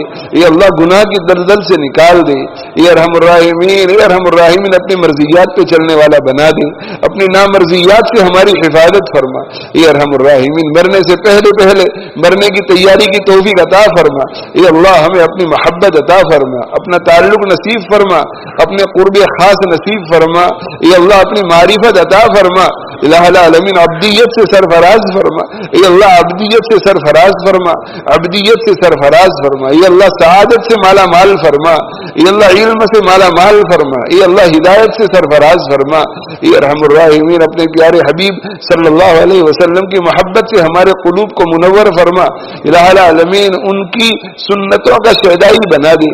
الہ العالمین ان کے لائے ہوئے دین کا شہدائی بنا دے. الہ العالمین اس کو سمجھنے کی توفیق عطا فرما. الہ العالمین اس پر عمل کرنے کی توفیق عطا فرما. الہ العالمین اس کی حفاظت کرنے والوں میں شامل فرما, اس کی اشاعت کرنے والوں میں شامل فرما. اے ارحم الراحمین, اے ارحم الراحمین, اے ارحم الراحمین رحم کا کرم کا معاملہ فرما. الہ العالمین شیطان اور نفس کے مقاصد سے حفاظت فرما. شیطان اور نفس کے مقاصد سے حفاظت فرما. شیطان اور نفس کے مقاصد سے حفاظت فرما. اے اللہ, اے اللہ, اے اللہ رحم فرما. یا اللہ, یا رحمان, یا رحیم, یا کریم, یا حلیم, یا واسع المغفرہ, یا حنان, یا منان, یا ذا الجلال والاکرام, یا حی یا قیوم برحمتک نستغیث, برحمتک نستغیث, برحمتک نستغیث. نستغفرک ربنا ونسألک التوبہ واصلح لنا شأننا كله ولا تكلنا إلى أنفسنا طرفة عين ولا تنزع منا صالح ما آتيتنا. اللهم إنا نسألك الهدى والتقى والعفاف والغنى. یا ارحم الراحمین, یا ارحم الراحمین, یا ارحم الراحمین کرم کا معاملہ فرما, رحم کا معاملہ فرما. الہ العالمین جنت الفردوس میں داخلہ نصیب فرما. جہنم سے ہماری حفاظت فرما, جہنم سے حفاظت فرما, جہنم سے حفاظت فرما. اپنے غصے سے, اپنی ناراضگی سے, اپنی لعنت سے ہماری حفاظت فرما. الہ العالمین تیری لعنت کو لانے والے کاموں سے ہماری حفاظت فرما. اے اللہ ایک ایک سیکنڈ قیمتی بنا دے, ہماری زندگی کا آگے کا ایک ایک سیکنڈ قیمتی بنانے والا بنا دے. اے اللہ حسن خاتمہ کی دولت سے مالا مال فرما. اے اللہ قابل رشک موت نصیب فرما. اے اللہ حرمین شریفین کی محبت نصیب فرما, وہاں کی حاضری قبولیت کے ساتھ بار بار نصیب فرما. الہ العالمین مدینہ منورہ کی موت نصیب فرما, قبولیت کے ساتھ جنت البقیع میں دفن ہونا نصیب فرما. اے اللہ شہادت سے سرفراز فرما, شہادت سے سرفراز فرما, شہادت سے سرفراز فرما. اے اللہ راضی ہو جائے, اے اللہ راضی ہو جائے, اے اللہ راضی ہو جائے. یا رب الراحمین معاف کر دے, گناہوں کو معاف کر کے راضی ہو جا. اے اللہ ہمارے مرحومین کی مغفرت فرما, مرحومین کی مغفرت فرما, مرحومین کی مغفرت فرما. اے اللہ جتنے ایمان والے تیری دربار میں پہنچ چکے ہیں الہ العالمین آج ان میں سے ہر ایک کو معاف فرما دے. الہ العالمین ان میں سے ہر ایک کے لیے قبر کو وسعت عطا فرما دے, نور سے منور فرما دے. اے اللہ ان کے لیے جنت کی کھڑکیوں کو کھول دے, ان میں سے ہر ایک کو اپنی رضا عطا فرما دے, اپنی رضا عطا فرما دے, رضا عطا فرما دے. اے اللہ جو موت کے قریب ہے الہ العالمین ان کی دستگیری فرما, حسن خاتمہ نصیب فرما, ولایت مقام صدیقیت والی موت عطا فرما. اے اللہ بیماروں کو شفا عطا فرما, بیماروں کو شفا عطا فرما, بیماروں کو شفا عطا فرما. الہ العالمین تو قادر مطلق ہے, اے اللہ تو سب کچھ کر سکتا ہے, بیماروں کو شفا عطا فرما, بیماروں کو شفا عطا فرما. الہ العالمین معذوروں کو تندرستی عطا فرما. الہ العالمین معذوروں کو معذوری سے نکال دے. یہ ارحم الراحمین عمروں میں برکت عطا فرما. الہ العالمین جن کے حق میں مقدر موت کو مقدر تو کر چکا ہے, الہ العالمین ان کو اپنی بیماریوں پہ رضا عطا فرما. الہ العالمین رضا بالقضاء نصیب فرما. الہ العالمین انہیں راحت عطا فرما, سکون نصیب فرما, رحمتوں کے ساتھ ان پر فرشتوں کا نزول فرما. الہ العالمین فرشتے فرشتوں کا گھیرا ان کو نصیب فرما، فرشتوں کی طرف سے تسلی کا سامان نصیب فرما۔ الہ العالمین الہ العالمین الہ العالمین انہیں آپ کے ہر فیصلے پر راضی فرما دے، ان کی بیماریوں کو الہ العالمین رفع گناہوں کا کفارہ بنا دے، رفع درجات کا ذریعہ بنا دے، جو جہاں جہاں پریشان حال ہے ان کی پریشانیوں کو دور فرما، مصیبت زدہ کو عافیت عطا فرما، اور تقدیر مبرم ہے تو الہ العالمین نے رضا بالقضاء نصیب فرما، انہیں ہمت عطا فرما، صبر عطا فرما، ان مصیبتوں کو جھیلنے کا حوصلہ عطا فرما، الہ العالمین ان پر رحمتوں کا نزول فرما، رحمتوں کا نزول فرما، انہیں الہ العالمین تیرا قرب خاص نصیب فرما، اپنے مقربین میں انہیں شامل فرما، اے ارحم الراحمین ہدایت کی ہواؤں کو چلا دے، ہدایت کو عام فرما دے، اپنے کامل دین کو الہ العالمین فروغ نصیب فرما دے، اے اللہ عقائد کی درستگی فرما دے، الہ العالمین عبادتوں کا سب کو ذوق عطا فرما، خلوص والی عبادتیں نصیب فرما، معاملات کی درستگی عطا فرما، الہ العالمین حسن معاشرت نصیب فرما، حسن اخلاق سے ہمارے دلوں کو منور فرما، رذائل سے ہمارے دلوں کو پاک فرما، خسائل سے آراستہ فرما، الہ العالمین یہ سب تیرے نیک بندے بہت دور دور سے الہ العالمین تیری محبت کے حصول کے لیے، تیری معرفت کے حصول کے لیے، تیرے قرب کو پانے کے لیے، تیری رضا کو پانے کے لیے، تیرے پورے دین پر عمل کر سکے اس کو سیکھنے کے لیے الہ العالمین بڑا جذبہ لے کر آتے ہیں، الہ العالمین ان سب کو قبول فرما، ان سب کو قبول فرما، الہ العالمین مشائخ کاملین کے یہاں جس طرح تو فیض کو عام کرتا تھا، جاری اور ساری کرتا تھا، الہ العالمین ان کے قلوب کو اسی فیض سے سرشار فرما دے، منور فرما دے، الہ العالمین ان کی برکت سے میرا بھی بڑا پار فرما دے، الہ العالمین ان تیرے مخلص بندوں اور تیری محبت کے طالبین کے ساتھ قیامت کے دن میرا بھی حشر فرما، الہ العالمین ہمارے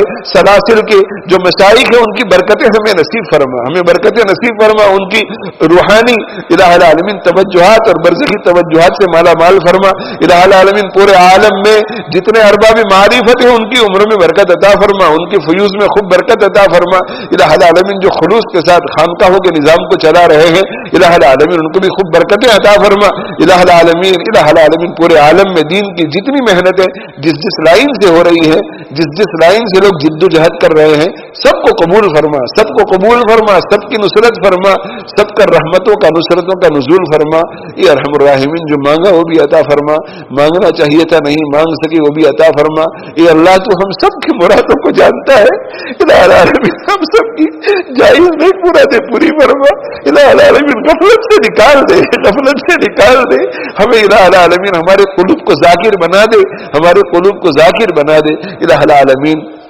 کتاب اللہ سنت رسول اللہ صلی اللہ علیہ وسلم سے خوب وابستگی عطا فرما، الہ العالمین اہل سنت والجماعت کے طریق پر گامزن فرما، الہ العالمین ہمارے اکابر ہمارے مشائخ الہ العالمین علماء دیوبند کے طریق پر ہمیں چلنے کی توفیق عطا فرما، مزاج شریعت کو سمجھنے کی توفیق عطا فرما، الہ العالمین شیطان اور نفس کے مقاصد سے حفاظت فرما، پھسلنے سے ہمیں بچا لے، پھسلنے سے بچا لے، علماء حقہ اور الہ العالمین علماء ربانی کی معیت عطا فرما، الہ العالمین محض اپنے لطف و کرم سے اپنے نبی صلی اللہ علیہ وسلم کے توفیل ہماری دعاؤں کو قبول فرما، جن بھائیوں نے بہنوں نے دعاؤں کے لیے کہا ہے لکھا ہے، جو ہم سے متوقع ہے، جن کا ہم پر حق بنتا ہے، جو ہم سے محبت رکھتے ہیں تعلق رکھتے ہیں، خصوصاً ہمارے ماں باپ ہمارے اساتذہ ہمارے مشائخ محبین محسنین سبھی کے تمام جائز نیک مقاصد کو پورا فرما، ربنا تقبل منا انک انت السمیع العلیم وتب علینا انک انت التواب الرحیم، وصلی اللہ تعالی علی خیر خلقہ سیدنا و مولانا محمد وآلہ وصحبہ اجمعین برحمتک یا ارحم الراحمین۔